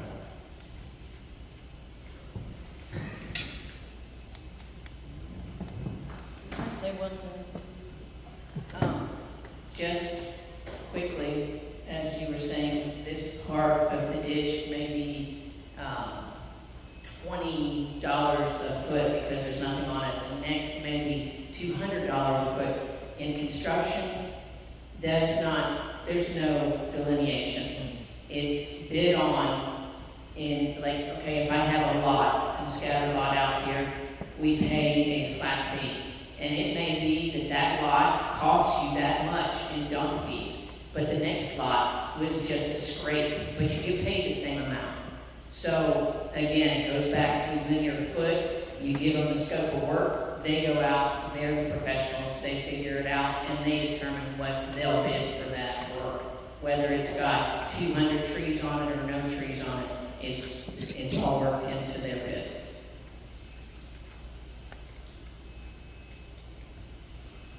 So, getting back to maintenance standards on drainage pipes, again, same story. They are the responsibility of the owner, and that we should, as Steve indicated, we should make sure that we're very clear on the permanent documents, what our expectations are of the landowners versus the district.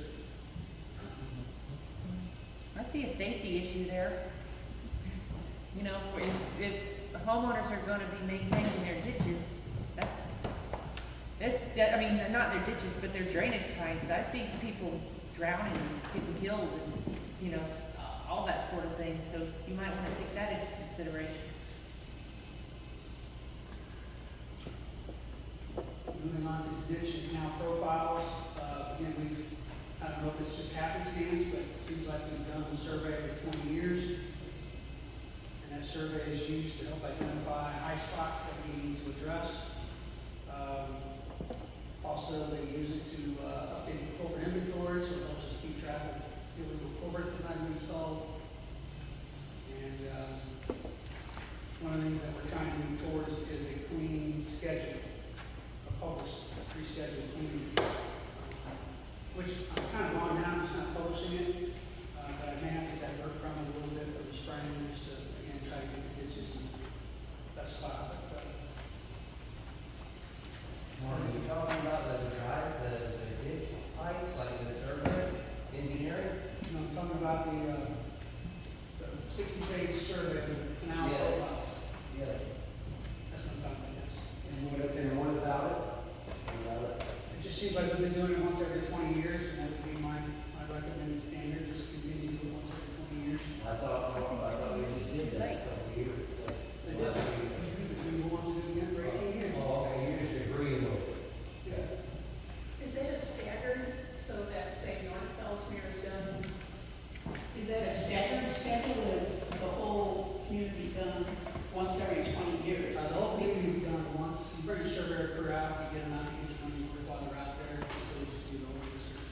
I don't know how long it takes. Well, I'm just trying to figure the 20 years being work, but I'm trying to understand too, because if we're doing the maintenance every year, where the schedule comes out to be, if we stagger it so that we can address the maintenance accordingly to the survey, it may help us in the long run. So when you say, instead of doing a 20-year survey, just do a continuous survey so that each one is surveyed at least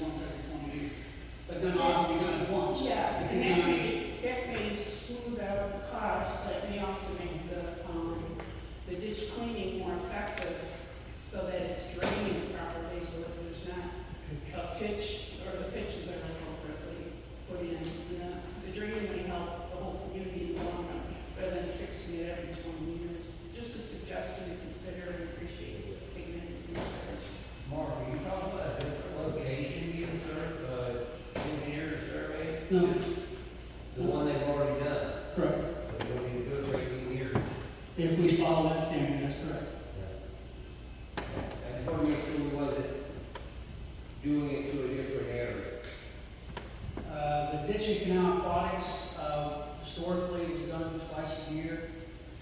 Talking to the aquatic experts, they recommend June, July, November, December. I think we need to find out if those two cycles really work for us. So that's one of the things that might be flexible going forward. We find out that two is not enough to keep the vegetation where we want it. And we choose mechanicals, not the Band-Aid, because we're going to be using that for other stuff maybe. Then maybe a third spray might be valuable. We talk about doing canal spray once a year, because that's within the current budget.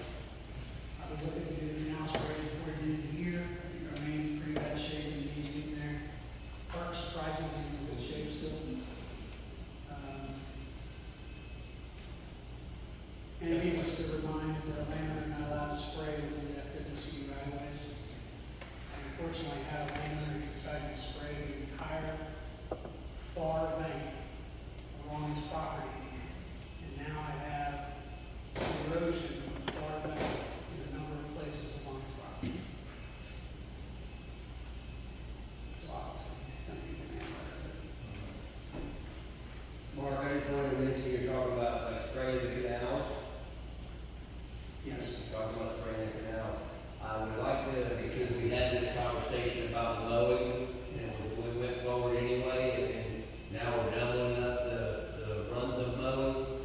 We've got the same problem with coastal helicopters spraying the canals. It's a very, very, very vague invoice, and I know there's like a map of the canals to be sprayed, but the invoice should be much more in depth of what we're doing and what we've done. Am I correct, Greg? Because there's like there's a purple line map that I believe if you give to coastal air, and it's very vague, especially the invoice. It's just the price that don't even tell you what it is. So on the sublateral trees and shrubs, again, once the forestry mulching takes care of them, we're hoping that regular mowing. Yeah, no question. That's what I really got, sorry. He was addressing the invoices are vague, so. No, I didn't catch that. I thought you were done, that's all. I thought you were done, that's all. We just wanted an answer of what you just thought on Invoices, Is there footage or anything on any of it? No. it's really two parts. One part is the proposal and the contract, and the other is the invoice. If they work together, if they work together, that's fine with me, but I generally like a more detailed invoice than that. I'd like you to look up the contract, because I don't remember ever seeing like that detailed. I'm not saying there wasn't before. Yeah. I thought you were asking what I would do before. No, I'm just saying there's like a color picture, just a purple Yeah, I've line seen on one. I've seen one. it, and then just a number on the invoice. Cash number, price number. So again, back to shrubs and trees, portion mulching over time, doing the regular mowing, to keep things down. Populated standards should be no trees or shrubs on the maintenance side, and no trees or shrubs within 1 foot of the bottom on the far side. So if a palm or a tree or a shrub is growing within 1 foot of the bottom on the far side, we would take that out as well. If it's above 1 foot, leave it alone. Keep the far side bank in place. Grinding limbs may have to for access, but leave it true. Can I add to that, Mark? I'm so sorry. I'm so sorry. Go ahead. Whenever you have pepper trees and oak trees, and you're saying anything a foot above the water line on the far side, like on my road, they're a year and a half ago, the pepper trees were actually out into the middle of the right of way. Rode across from the other side, leaned over, which you know how pepper tree does, leaned over the whole ditch and out into the road.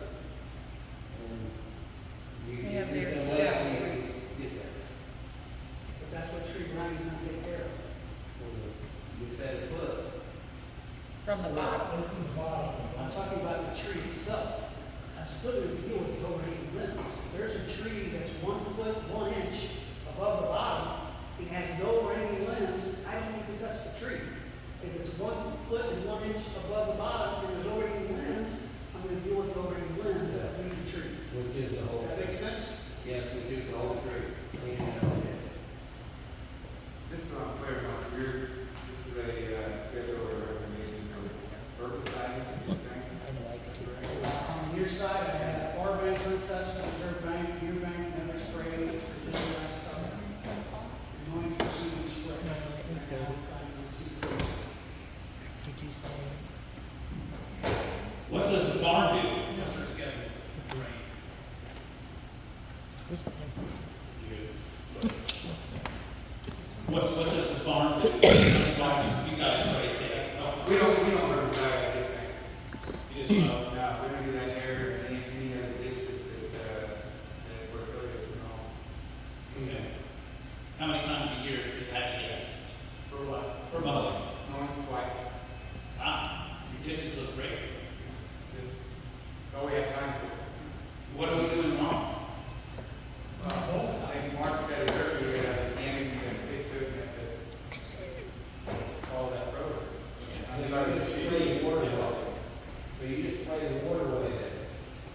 What's that? You say you don't herbicide the bank, you just spray the water away? As needed. We need it in my review, because that big slap full of ice is slap full. Rough treatment, again, rough treatment is bank placement in all locations. Although we always go back to the water control plan, make sure we're consistent there. I would allow the landowners to remove or treat the muck if they want. Some landowners may want a more aesthetic bank than we can afford to give them. So if they want to get out there with a bush hog or whatever it is that they use to grind them up and turn it into something pretty, flatten out a little bit. I personally don't have an issue with it, but it would be doing work in the right of way, and so I come up with an idea of like a no-cost permit. If it's something that you want to do it, just let us know so we have it down and it's kosher and everybody's on board. Issue a no-cost permit. I had a landowner do that on one of these streets, it was 87, 89, I drove by there after Robert cleaned it, I said, man, Robert did a great job spreading this stuff out. I said, I can't go out there. The landowner got all of it, it looked really nice. We also had somebody reach out to us a while back about whether the muck has any valuable input to the phosphorus nitrogen reduction scheme. So if there's any businesses that come up, maybe we could be a input stream to that business. You know, if you're in the business of processing muck and landscape debris and things like that. That's something to keep in mind. Not really make money off of muck. Just so you know, that company that does Sebastian's clearing, that's how they recoup some of their cut. They do that very thing. They sell the muck coming out of the ditches that they've come up with. So that's how they're able to keep their price down for the municipality. Yeah, I actually toured one of the plants. I don't know if it's the one that they sell to, but there's one that's by the Indian kind of landfill that's in the business of creating a variety of compost and topsoil. And good product they make, and they can certainly benefit from the market, sure. And the ditch and canal falls, again, you've all noted here a few times about the difficulty in breaching some of these. It's, in my opinion, it's only the last lot along the road. It's not like 1,000 feet in the ditch, it might be 500 feet in the ditch, maybe the last lot. But in those areas, those ditches can't be reached because they've been overdone. They're a good 2 or 3 feet lower than they need to be.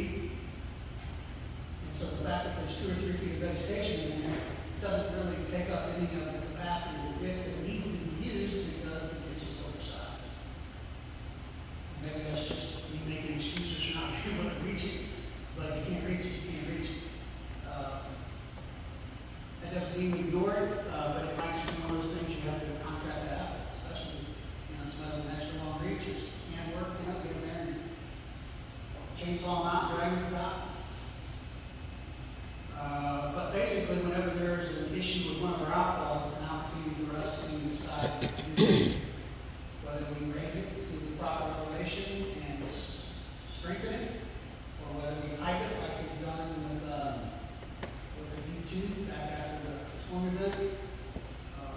So there's a variety of ways we can deal with the outfalls if they fail, but you can't reach it. There's not much we can do for it without spending a lot of money. And if it's not really impeding the flow, we need to spend money.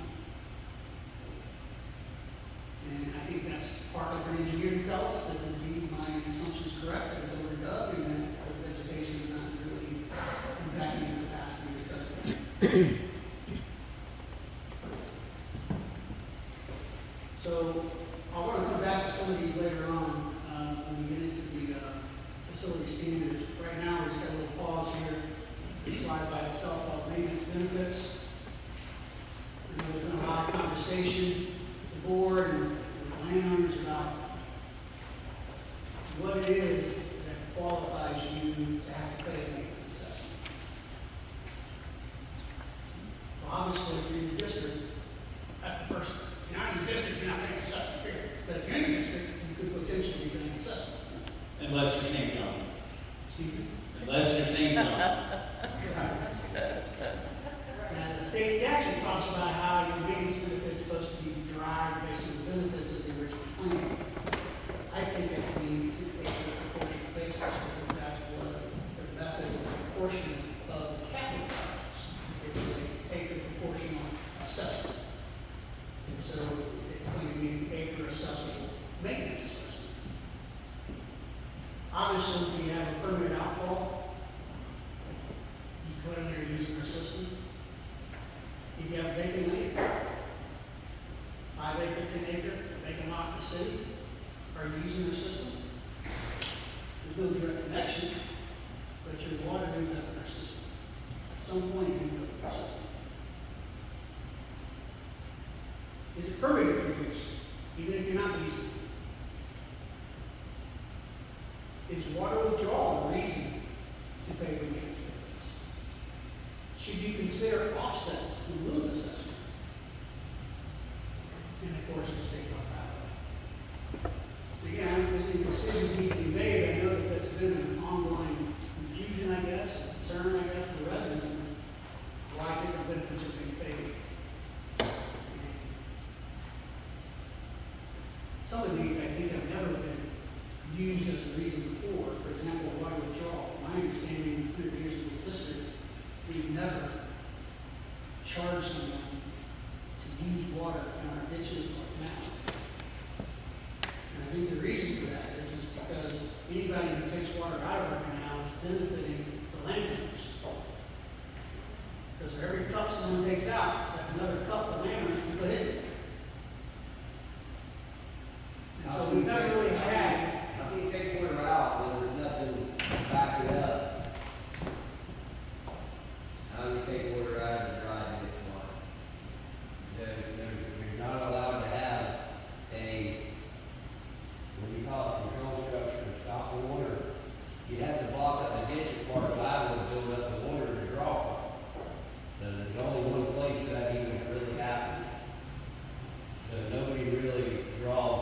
I mean, you may find 1 or 2 places, but without control structures or backflow preventers, you cannot build up water in that ditch because it would backflow into everybody's outfall pipe. So you're not really doing that. There's only really 1 or 2 people that pull any water out of these drainage ditches and canals with backflow preventers, and that's the only way to do it. With the backflow preventer, it builds up water, or else it would just run back into the ditch. And we're talking about the farm. So this slide is here really just to give the board an opportunity to choose to talk about whether any or all of these are part of what results in the assessment of maintenance benefit. At this point in time, again, water withdrawal is not a consideration in creating maintenance assessments.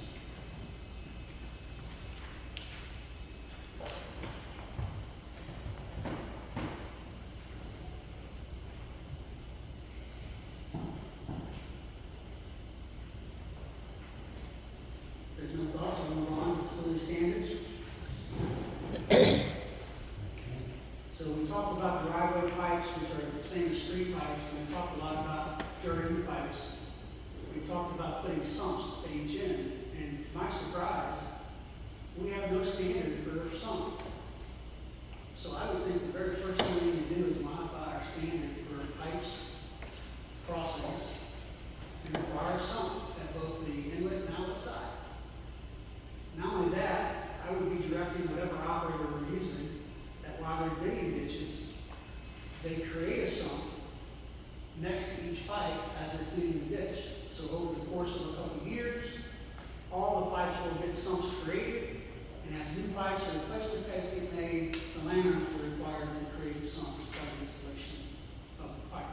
Have we got engineering on that? Because I know Steve's talking about sumps, but in doing so, you're actually making a place for water to cut instead of flowing through. So when we dig a hole in front of the pipe, you're actually exposing the edge of the pipe also. So we need really to look at that on the engineering aspect of the sump. And the lady talking about the people that died in the drainage ditch, that's actually what happened about 6 years ago. Rob dug a hole beside a pipe that wasn't draining. The lady flipped her car over in it and her dog drowned. And that lady lives in that driveway. Just she'd already left. Just so you know what she was talking about. And that's a question for like a really like an engineering aspect, because you're actually making a hard edge for water to cut up against whenever you have a little flow. The sump is maybe a good idea in one way, but it causes another effect, which is erosion. And I would Not meaning to go against you, Steve. No, I tend to agree with that. That's why you need to have engineering beside the sump. Because if it's 10 feet before the pipe, it's not going to erode, but it's going to catch all the same. Right, that's what I'm saying too, that it needs to be like, that needs to be thought about before you just dig holes, deep holes at the ends of these pipes, because it would just wash the underneath of them out. Correct. Yeah, that's all I'm trying to point out. Should have to be So, scanned. not many to keep stopping anymore. Is there a different accepted standard county uses? I don't know, again, this is the very beginning of all these conversations, so there's a lot I still have to gather. I have not created some detail. I'm sure there are dime a dozen out there. I would just go to one of our 3 engineers and I'd say, give me a standard typical detail for a sump, for our system. And it would become one of our documents in our code. Yeah, we hand out, we get every permitting. Hey, I just want to say one thing, because I've already interrupted your meeting so much. I just want to thank all of y'all for the open ear and taking the time to listen to everybody here tonight. Before we go any further, thank y'all. The other thing I'd like to do is require that no tree plantings over adjacent to pipes. I'm finding a lot of landowners choosing to put trees along their driveway, and they're ending up putting trees right on top of their drainage pipe. The one that, is in our ditch. And that's just a long-term problem, roots and replacements and all that good stuff. And so I would just say, planting trees over adjacent to pipes. And then again, getting back to the question, whose responsibility is for pipe siltation? Who's responsible? Can you move your mic closer to Mark, please? And again, if you don't make a decision tonight, you need to make some soon, because at some point you need to start dealing with this. Because when the ditches get cleaned and the trees get taken care of and the spring starts to happen, there's 2 things left, failed pipes and full pipes. And that's where I'll be turning my attention. And so I need some direction soon. Drainage pipes, again, these are your secondary drains. One of the things that I'd like to add is that marking the pipe is the owner's continuous responsibility. For some reason, prior permit reviewers did not hold landowners accountable for our required standard, which is to put an object marker on the top of banks so we know where your drainage pipes are. Hey, Jeff, I need your mic, please. And then we get a call when an operator hits it, wanting us to replace it.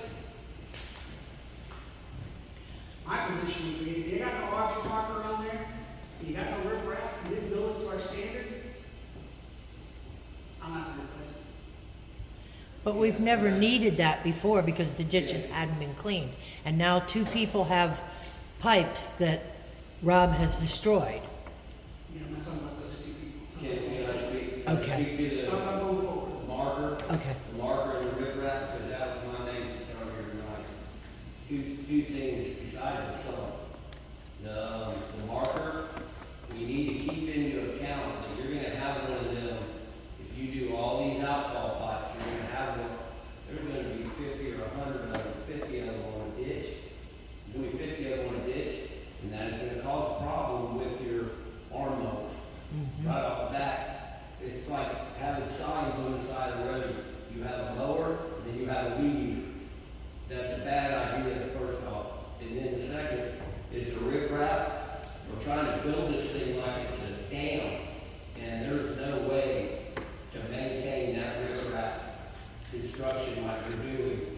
Look at the stuff the county's done at like 101st. That pipe's not a year old, and it's not gonna be, it's not, you can't even really spray it out there because then the sticks are gonna fall and clog it up anywhere like branches. A riprap on a small pipe is a bad idea. And then you got a county mower or y'all's mower, you're asking for 20 foot of riprap on a 12-inch pipe. 20 foot, that's like 20 foot square or whatever, too, about 20 foot square. The minute that mower hits that rock, he's lifted his boom up. The marker, good idea, will not work well for you. And the riprap on a major pressure pipe, I see it, but that riprap is a disaster. It should be like the old days, either the head walls or the or sock. And then Rob can clean around it or anything, but you cannot clean that riprap at all. No way. Mechanical bar spray is not going to work. And I can't believe nobody's figured this out yet. Bad idea on the riprap. Bad idea on the marker. Good to save the pipe for somebody that don't know where they're at, but he shouldn't be in that machine if he can't see that pipe. And you see on the next page, I think on the page after that, there's a picture of a drainage pipe standard he's talking about. You'll see that marked at the top of it. And you'll also see that it calls out for the riprap, and it calls out to be 10 feet on each side of the pipe, so that's the 20 feet he's talking about. Now, I hold a similar concern to John in regards to riprap. I was always backing George when it comes to riprap. He was always asking for riprap. I said, George, has this thing ever been running? No. I said, why are we doing riprap? So what are you doing? And yeah, you may have a point on some cases, but he was a very conservative engineer, that's for sure. And 20 feet on a 12-inch pipe's quite aggressive. And hard on the arm mower. And it was his standard, and he didn't even hold anybody to it.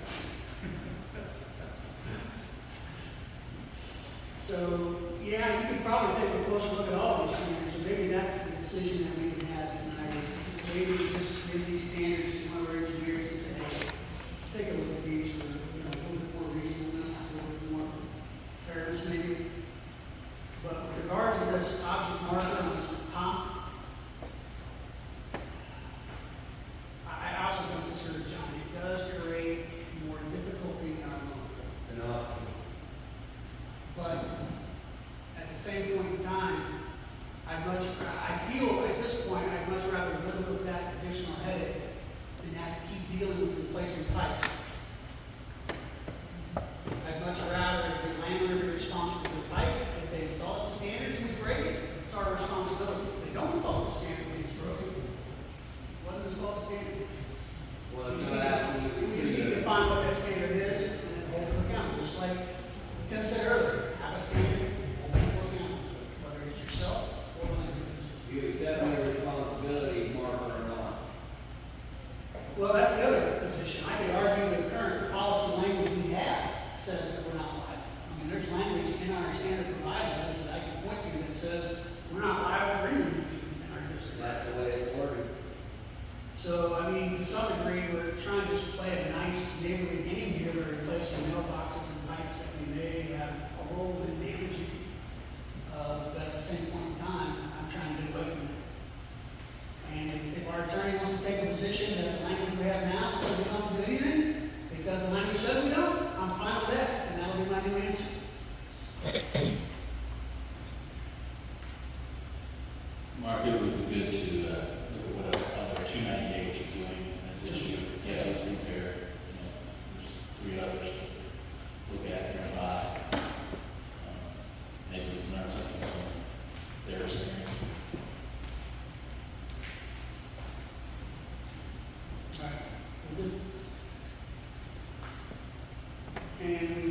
about the ditch canal profiles and how to deal with those if there's a blowout.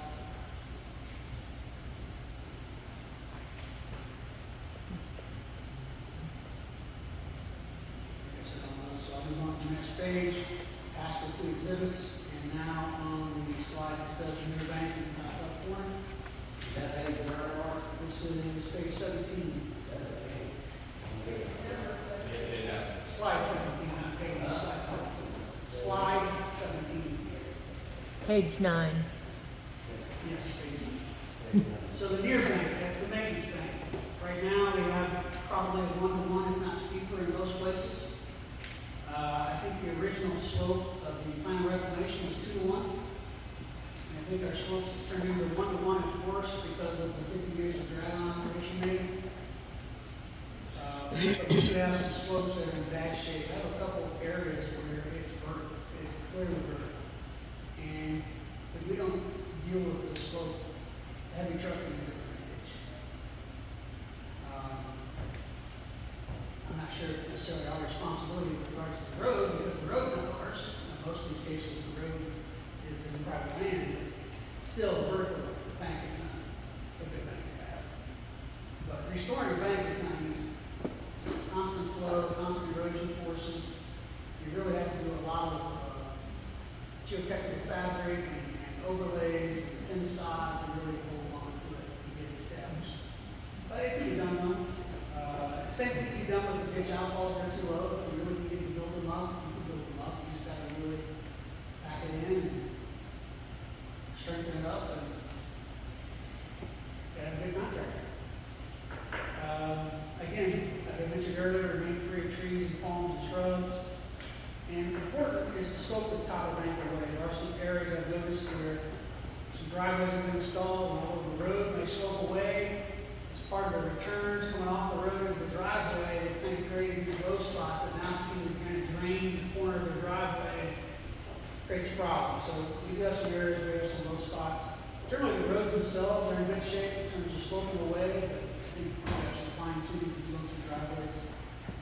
And in my opinion, that's the demand right there. You built your driveway, you haven't sloped away as our permit says you're supposed to. To me, that's the person who installed the driveway's problem.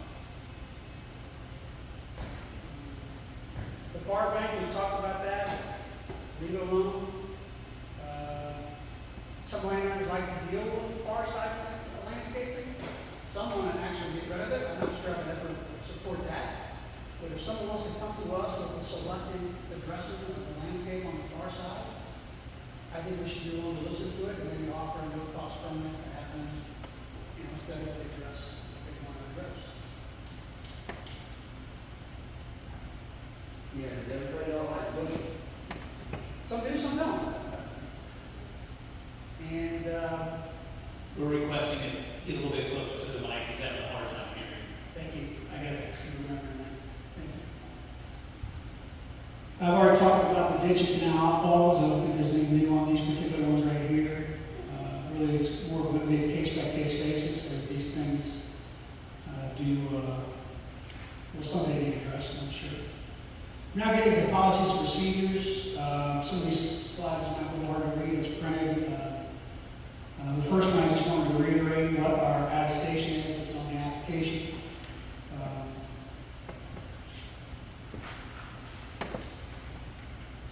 So moving on to the next page, it has the standard flags. I tried to show some structure in our line, some areas in here. We have a condition here that says these permits cannot be sublet. I think we need to soften it just a little bit, because if you sell your property, you should at least be able to sublet that permit to the new owner. Now, I know you shouldn't be able to sublet it to a third party who has an interest in your property, but to be able to sublet it to somebody buying your property makes sense. So I think we should probably tweak the 5 to make sure that you could obviously transfer the permits on sale. And it should be a different permit if it's a different owner. If it's an existing pipe, I'm not going to have a new owner come in and get a permit for an existing pipe. What I'm saying is if it's an existing pipe, number 5 currently says the new owner would have to come get a permit. It doesn't make any sense. Right. The permit's already there, it's already in place, it's already been there, it's in good shape. Oh, yeah, I understand. So number, let's see,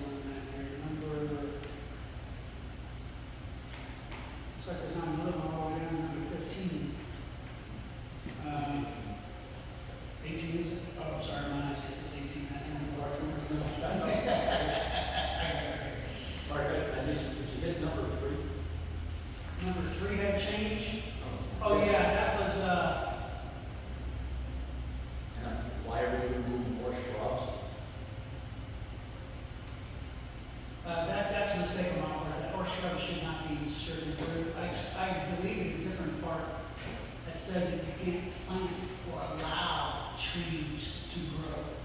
We talked about that a couple meetings ago, and our attorney indicated that was a little too strong of a position, so I deleted that. My strategy just got to that. We'll leave that or shrubs in there. Yeah, horse shrub in the state. Number 18 at the bottom, basically this is the language that talked about how if you don't construct it to standards, we're not going to maintain it. And again, this gets back to whether or not this is even needed, if the language we currently have is sufficient. I'm just reinforcing that here, if that's the position the board would want to take.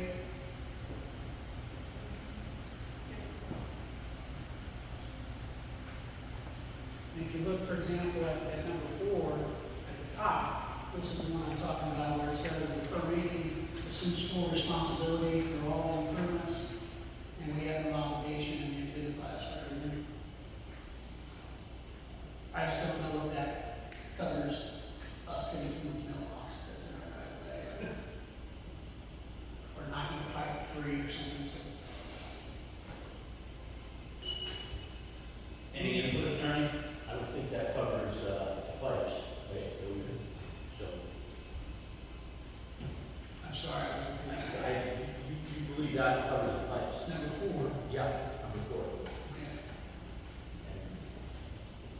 So on page 10, slide 19, number 4.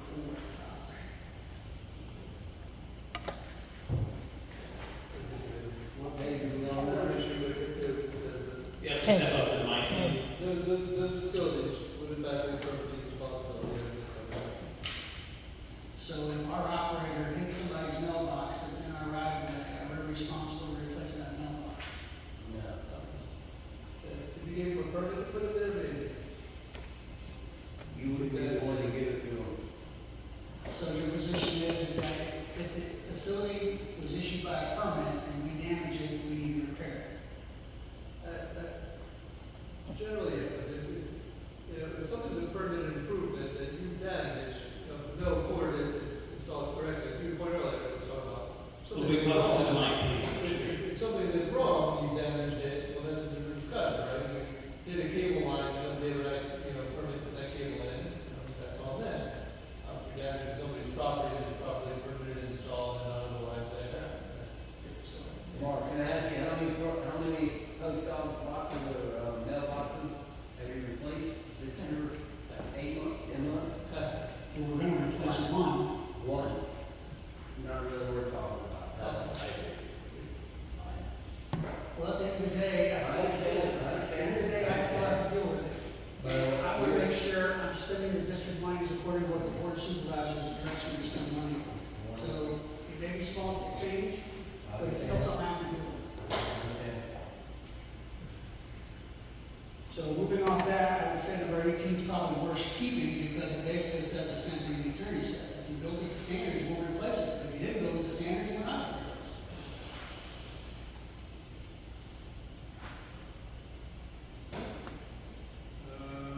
The next page, Just part, can we just do one more?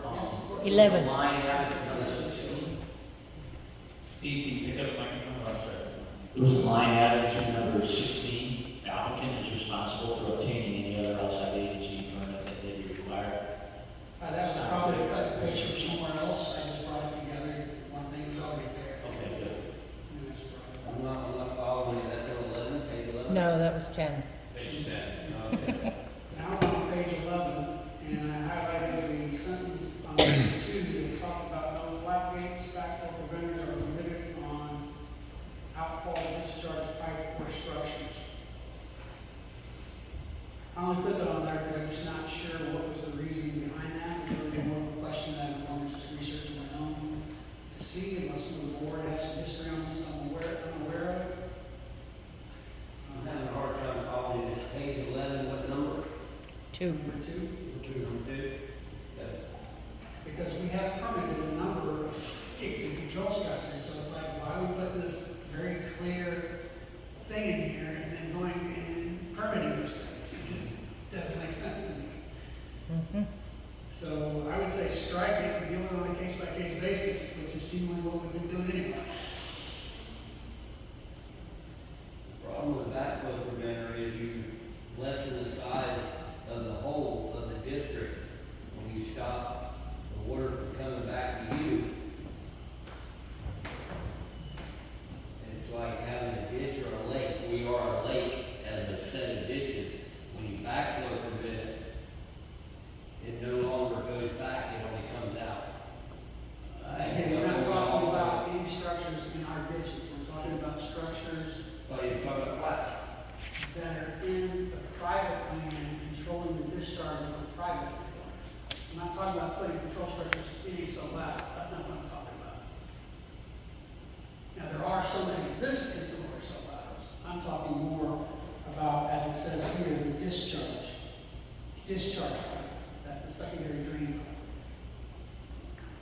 your pipe, and your pipe, and your pipe.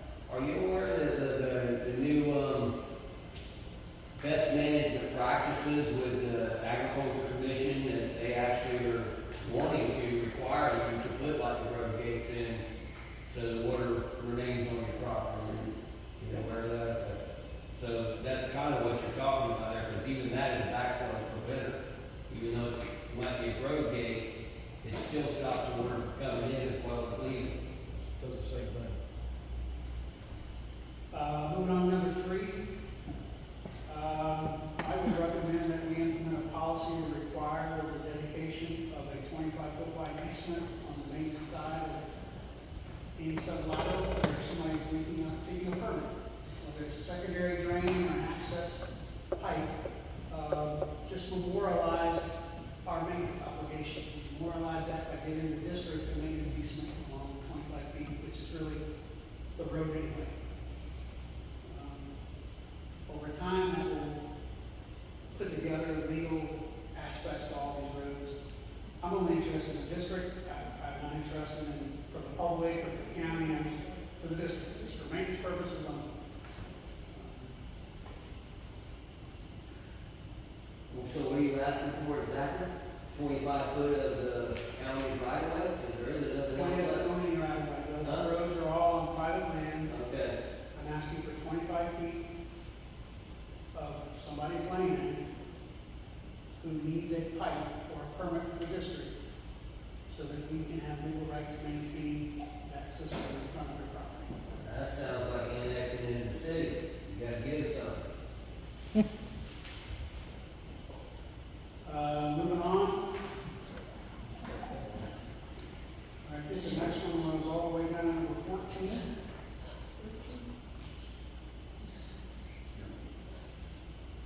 And this one? Number 4, for $1,500. Yeah, the 4 is just changing the retainer amount based on our conversation about fees. Yep. And to be honest, I might change that if the board thinks it's appropriate to, as set by resolution of the board of supervisors. That way I can just have one resolution and deal with it at one time and we can just deal with it that way. So I Right, probably that's should for September, right? as set by resolution. What was that, John? That's slated for September, you move that to September meeting. If I can get to it, yes. And we're reducing that hopefully? I'm not sure where it's going to end up right now. Okay. So on number 6 at the top of page 11, yes. I went ahead and added the actual numbers to this policy. They existed in other places. I figured, well, why not just put them here? So I just went ahead and put them there. They're not new numbers. They're the same numbers we've always had. I'm putting them here so they're clear and readable. And then number 12. This has to do with parallel utility lines, aerial utility lines. We need 35 feet to be able to maintain underneath the power line. We never had that number. The number never was given in our standard. It just says, we'll talk to each applicant individually and we'll come up with a number. Well, no, we don't need to do that. We know what we need for our machine to access our ditch. Let's just set the number. So 35 is what I got from our operator for that one. Wouldn't that be like Comcast and stuff like that, because they're like the lowest line? Wouldn't that be something you deal with them? Is that what you're saying? Yeah, maybe. Yeah, they're low. They're low. And then 13 is just adding a word to clarify what permits we're talking about. And 14 is the, again, this is not new, this is just, again, repeating it here so it's clear. Any parallel utility, unless it's exempt by the state, is required to pay an annual fee. So that's just more clarification. And those are in on some of the policies and procedures. That doesn't mean that's all of them. Again, we talked about a lot of stuff earlier that the board would direct and the others they have to do. We're about done with. Well, the one thing on policies and procedures, actually, there's 2 points on policies and procedures. Our current policies and procedures have number 2 and number 3, and they've been completely removed from the new one. that addresses in the future any new roads, rights of ways created by land subdivision, like that shall require to comply with the two-inch discharge limitation. I may just kind of copy everyone into the PowerPoint, those are not intended to be. Okay, and the same thing with 3, it's just, it's not in there, No, it's not. but it will be, It'll stay. it'll remain.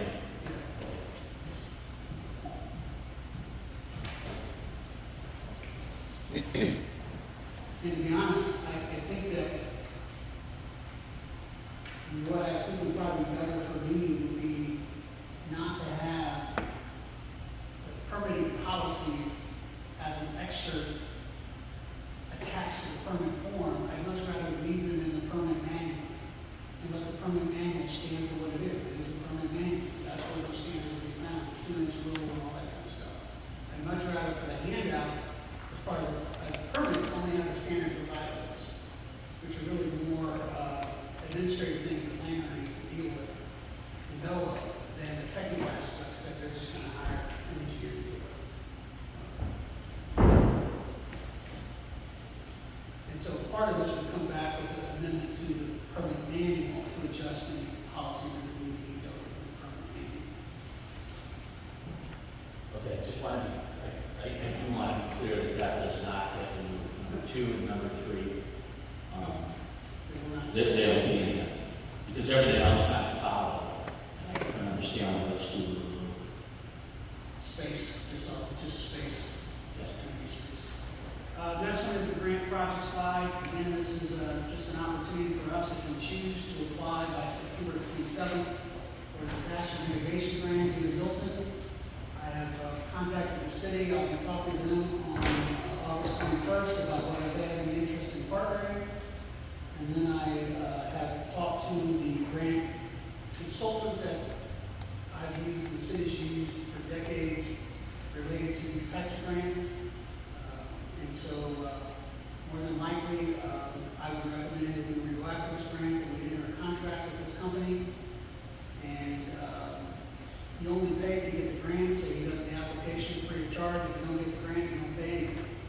If you get the grant, then you'll pay his fees as part of the grant. I've listed a number of projects to talk about. I'm recommending the New York Ditch project because, again, this is a flood mitigation grant, so your project has to do something with mitigating floods. Thank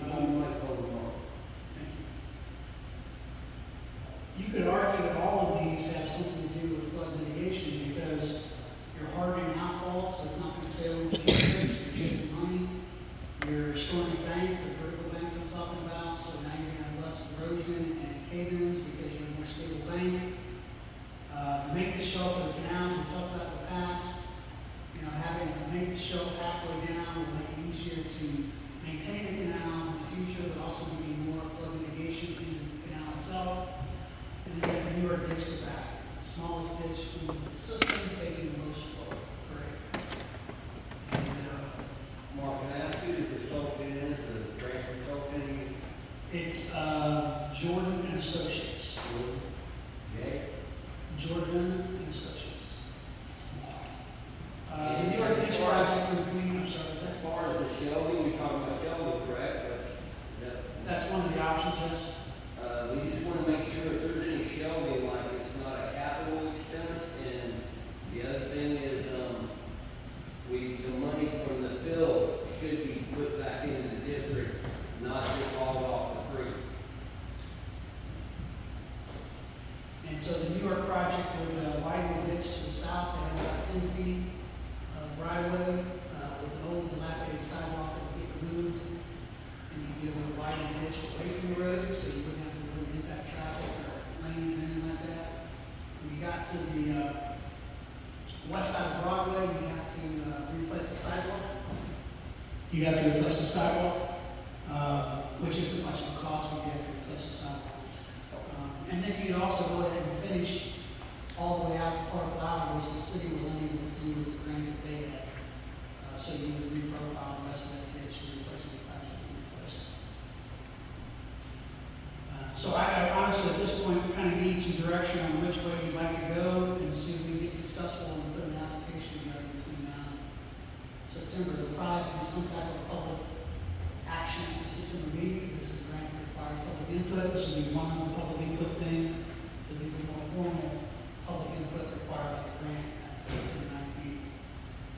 hopefully that will suffice, if not, we'll know more. Feedback from our records. Hey, Mark. You're talking about the west end of New York, correct? Yes. Has the Broadway, undersized culvert under Broadway been? I've never heard it called undersized before, so I don't know about that. It's undersized. And I mean, based that on what? I think, literature.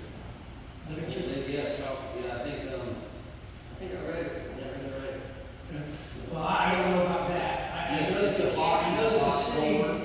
had the money to either replace the pipe or line the pipe. I don't know if they did either or none at all. I'd have to reach out to the city. The only reason why I'm asking is because we're talking about enlarging New York, which it does need to be enlarged, because that's where all your city drain goes through, but it would not help to do the west end if we left it a small box, I think it's a box concrete culvert that goes under Broadway in the middle of the system. I'll leave it alone. At the end of the day, that pipe does not belong to us, it belongs, I believe, to the county. So at the end of the day, if there's issues with the pipe, it's going to be a county issue at some point. I do know that they did clean the pipes, and so I hope that New York is now empty of sediment. I haven't actually gone and checked it.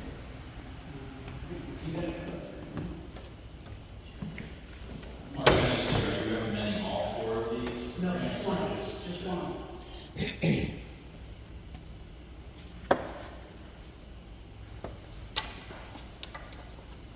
Now, there may be others that you can think of as well, this is just what's come up. Do you have a preference, Mark? Again, my preference is in the order they're shown. New York, New York, yes. now, Outfall, and Lancaster. I agree. So just procedurally, this workshop, we discussed it, but then we just have to decide what goes to the meeting in September that we want to approve, put on the agenda. Is that correct? I mean, Well, I can't speak to as much clarity regarding what you can and cannot do at a workshop, I'll let Seth speak to that.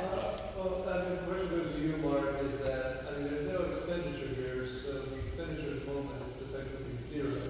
This is a payment that grants out of that, so under your procurement policy, this is something you could proceed with on his own accord, there's no cost. So guidance as to, what we think would be a valuable approach here, we want to pursue the grant, zero risk to the district, doesn't affect the budget. I think we could, give him some guidance on it, and he can proceed with that, especially if it's a time-sensitive matter that he needs to take care of prior to the board. So that he can bring back to the board with a formal resolution, great, I don't think it's necessary. given the timeliness of it, I think we just, as long as the board here, nobody objects to that, then presumptively go forward with it. So that's what I'm saying, I'm just not sure what we could approve here. I think we have to wait for the meeting, but it's fine. No one's voicing any objection to it, so I think we should have some confidence to proceed. Thank you. Now we're kind of just going over the summary, so the rest of the slides are more just kind of like just trying to focus on all the things we talked about. If you're willing to give direction, great, if not, then we can come back at a future meeting and fill up the holes and do the direction. So no flat gates or risers, current policy. You want to revisit that, yes or no?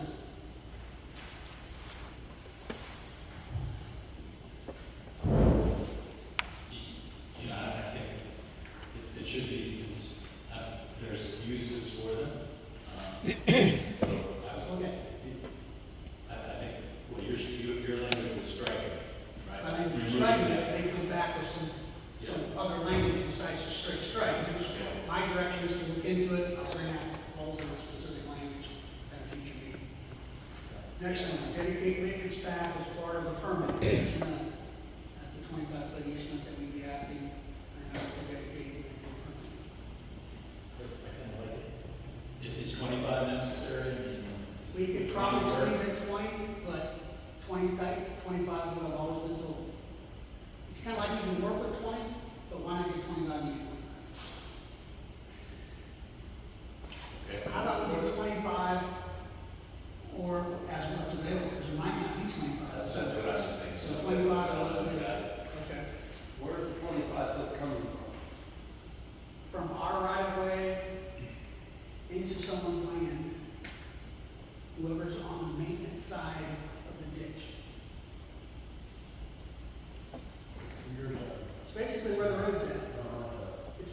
for the road, especially when we're talking about. The road, Right, the roadside, yes. Fix that. But you're still taking part of their 5 acres. no, we're getting an easement. Huh? They still own it, we're just getting an easement. Not taking it. And do they have any say in that? If it's adopted as policy, the answer would be no. Say if it's policy. If it's a policy in the district, the answer would be no. The answer would be no. Okay. Does that mean that everybody's gonna have to go file an easement now? No. We build it over time. Everybody's pipe's gonna get replaced at some point, we just build it over time. Eventually, you're gonna, everybody that has a driveway going over the ditch. At some point, we'll have to replace that pipe. We're gonna replace that pipe, we're gonna get some easement. That's not necessarily correct, then, Grant, because you, That is, go ahead, go I ahead. think you're. Depending on what side of the ditch the road is on. That's correct. If you're getting a pipe to cross the ditch, you don't own the road. So you're not giving it. So it's really just the people on the roadside that can give it. And they're only asking for a secondary drain, they're never asking for a driveway pipe, they don't need one. But a lot of times, like the property pin for the neighbor comes all the way to the far side of the ditch, so the ditch is actually the neighbor's where the road goes. Yes, in many cases, the land goes to the very top of the bank of the ditch, that is correct. Next one, landowners not allowed to remove material from the right of way with exceptions.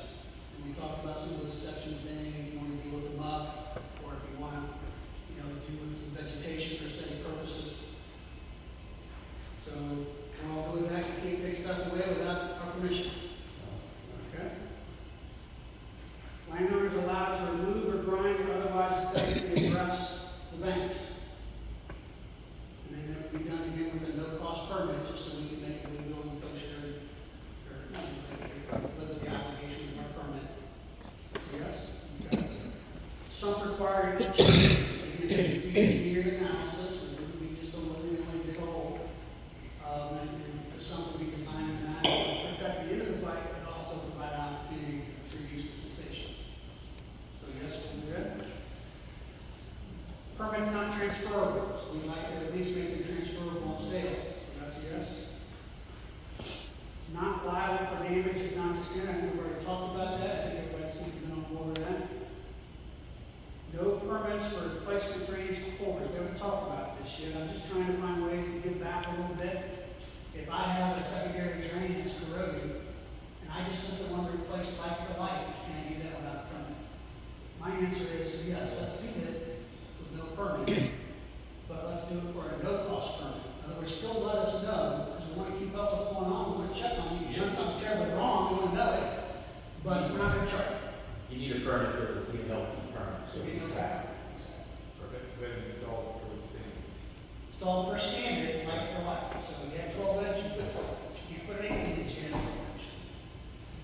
Now, the only time I would say you can't do like for like is if you had an illegal, well, actually, it's illegal, then you need to get a permit. Because we have a lot of secondary drains that are not 12 inches, which to me means they were installed without a permit, or the permit reviewer and inspector did a horrible job.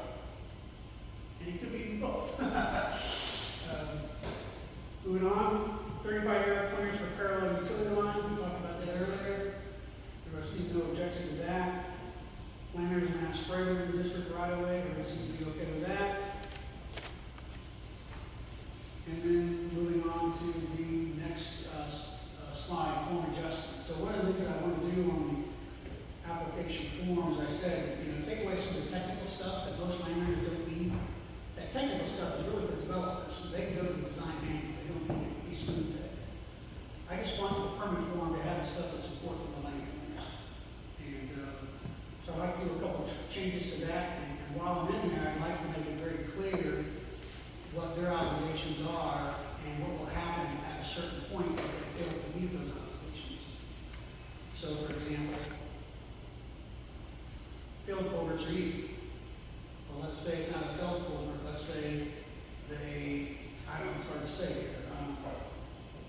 I was going to say maybe they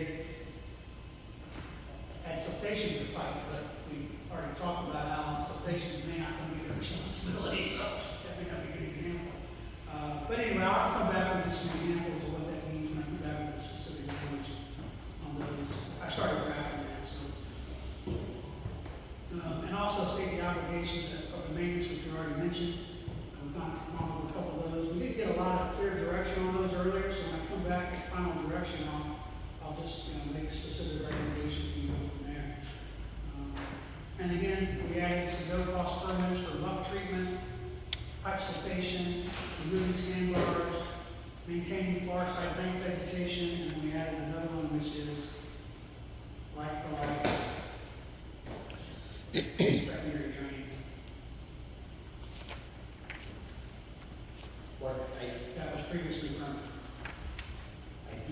have some questions regarding the muck treatment, because it sounds to me, like what Karen said, muck seems to have a value. The value is to us, that muck might have a value, and if there's subs out there and they decide, and you go to contract service and they look at it and they say, wow, I gotta pay X per foot, they look in that ditch and they go, look at all that muck. There's 40, 50 yards of muck every 100 feet. That's a cost value to them. They get to haul that away and sell it or whatever. I don't know what it is, but it sounded like what Karen was saying. There seems to be some value in muck. And if we're going to allow just homeowners to treat the muck, remove the muck, we might want to tread cautiously there. Respond a couple ways on that. Respond a couple ways.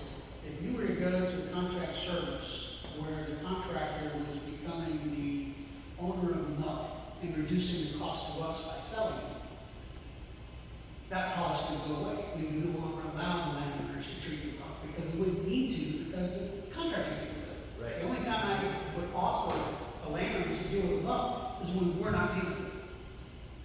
The muck is really large. So if we're dealing with it through a contractor, then yes, I would get rid of that policy. But if we're not dealing with it, and a landowner wants to beautify their bank, then beautify your bank. You follow me? I sort of follow you, but just saying it sounds like, muck and I don't know, this is something I heard, Karen's pretty knowledgeable, but muck seems to have a value. It does, but if all we're doing is letting it rot on the bank, it has a value. The value is when we have a contractor and we say, we want you to clean the ditches out, he gets to get the muck. Well, if the homeowners take it away, that contractor looks at us, God, somebody already took all the muck, there's a dump truck load of muck.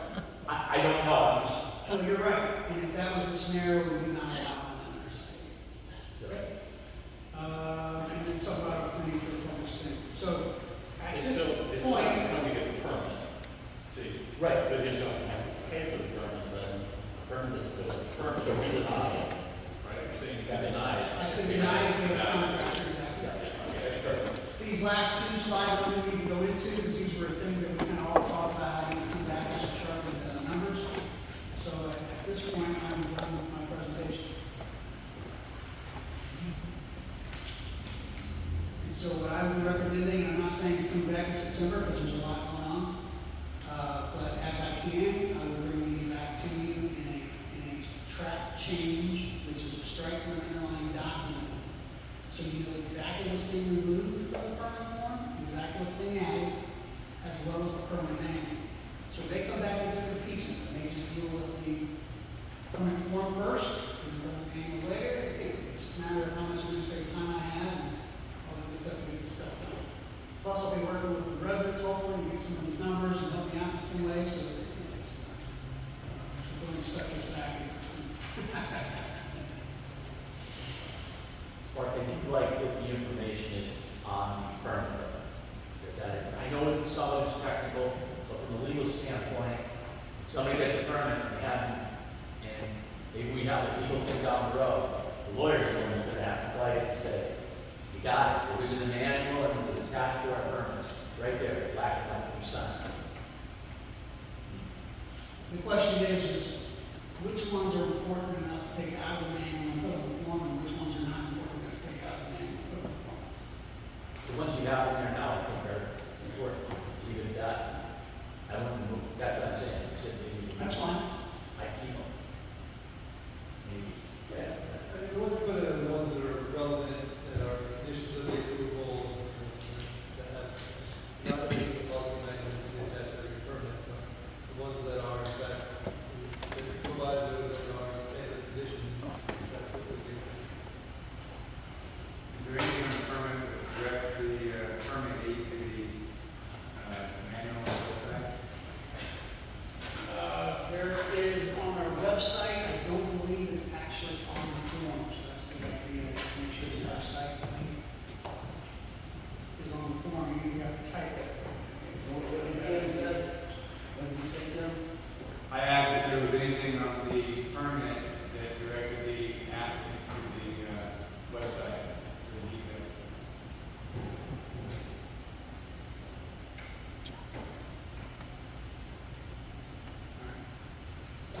Anything else?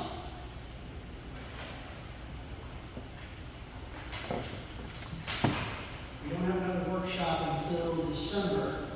However, as I mentioned earlier, with the grant, not knowing exactly what public involvement steps are needed yet, and hopefully the budget will be an issue, we will not have a September 9th meeting. I'm just saying that we might have a need for a special meeting or a different workshop before December. Maybe some issues come up that we need to address. And so we have the month of October open. So just keep that in mind, that if you have nothing on your second Tuesday, try to keep that open in case something comes up where we need to have a workshop. As far as a subcommittee, that seemed to be, people were pretty receptive to, is that something that we should entertain? Well, I myself take the position that I love any and all involvement and help. I just want to be careful that we don't go too formal with it, because when you go too formal with it, you got to do ads, you got to do minutes, you got to do sunshine. So you've got to be careful. If it's official committee of this board creating policies for this consideration, it is a sunshine board. If it's just a couple residents that are interested that sit in my office with me and we talk about stuff, I don't need to advertise, I don't need to keep it. So I don't need to worry about that. Would you agree, Seth? Yeah. It is good government, it was fact finding, it was, trying to bring information back, but for the most part, whether it's like something project we're trying to tackle. And this is a project we're trying to tackle, we want the committee, we want, notice that, and close workshop for that committee. It's possible, but in general, if they're doing something that's beyond your fact gathering, it becomes sunshine meeting, so what's the good part about that?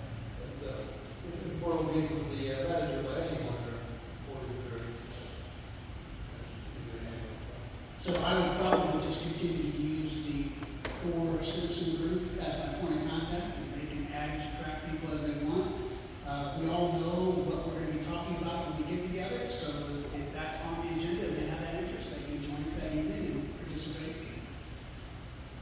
And I'd like to continue to do that once a month at a minimum.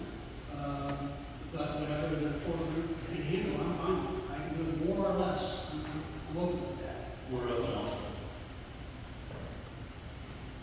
So you want to tentatively say October 14th? Just keep it open, yes, and after we meet, maybe the core group, get some stuff done and see what else might be coming down the pipe. We can decide maybe at the September meeting, we need to have that October meeting.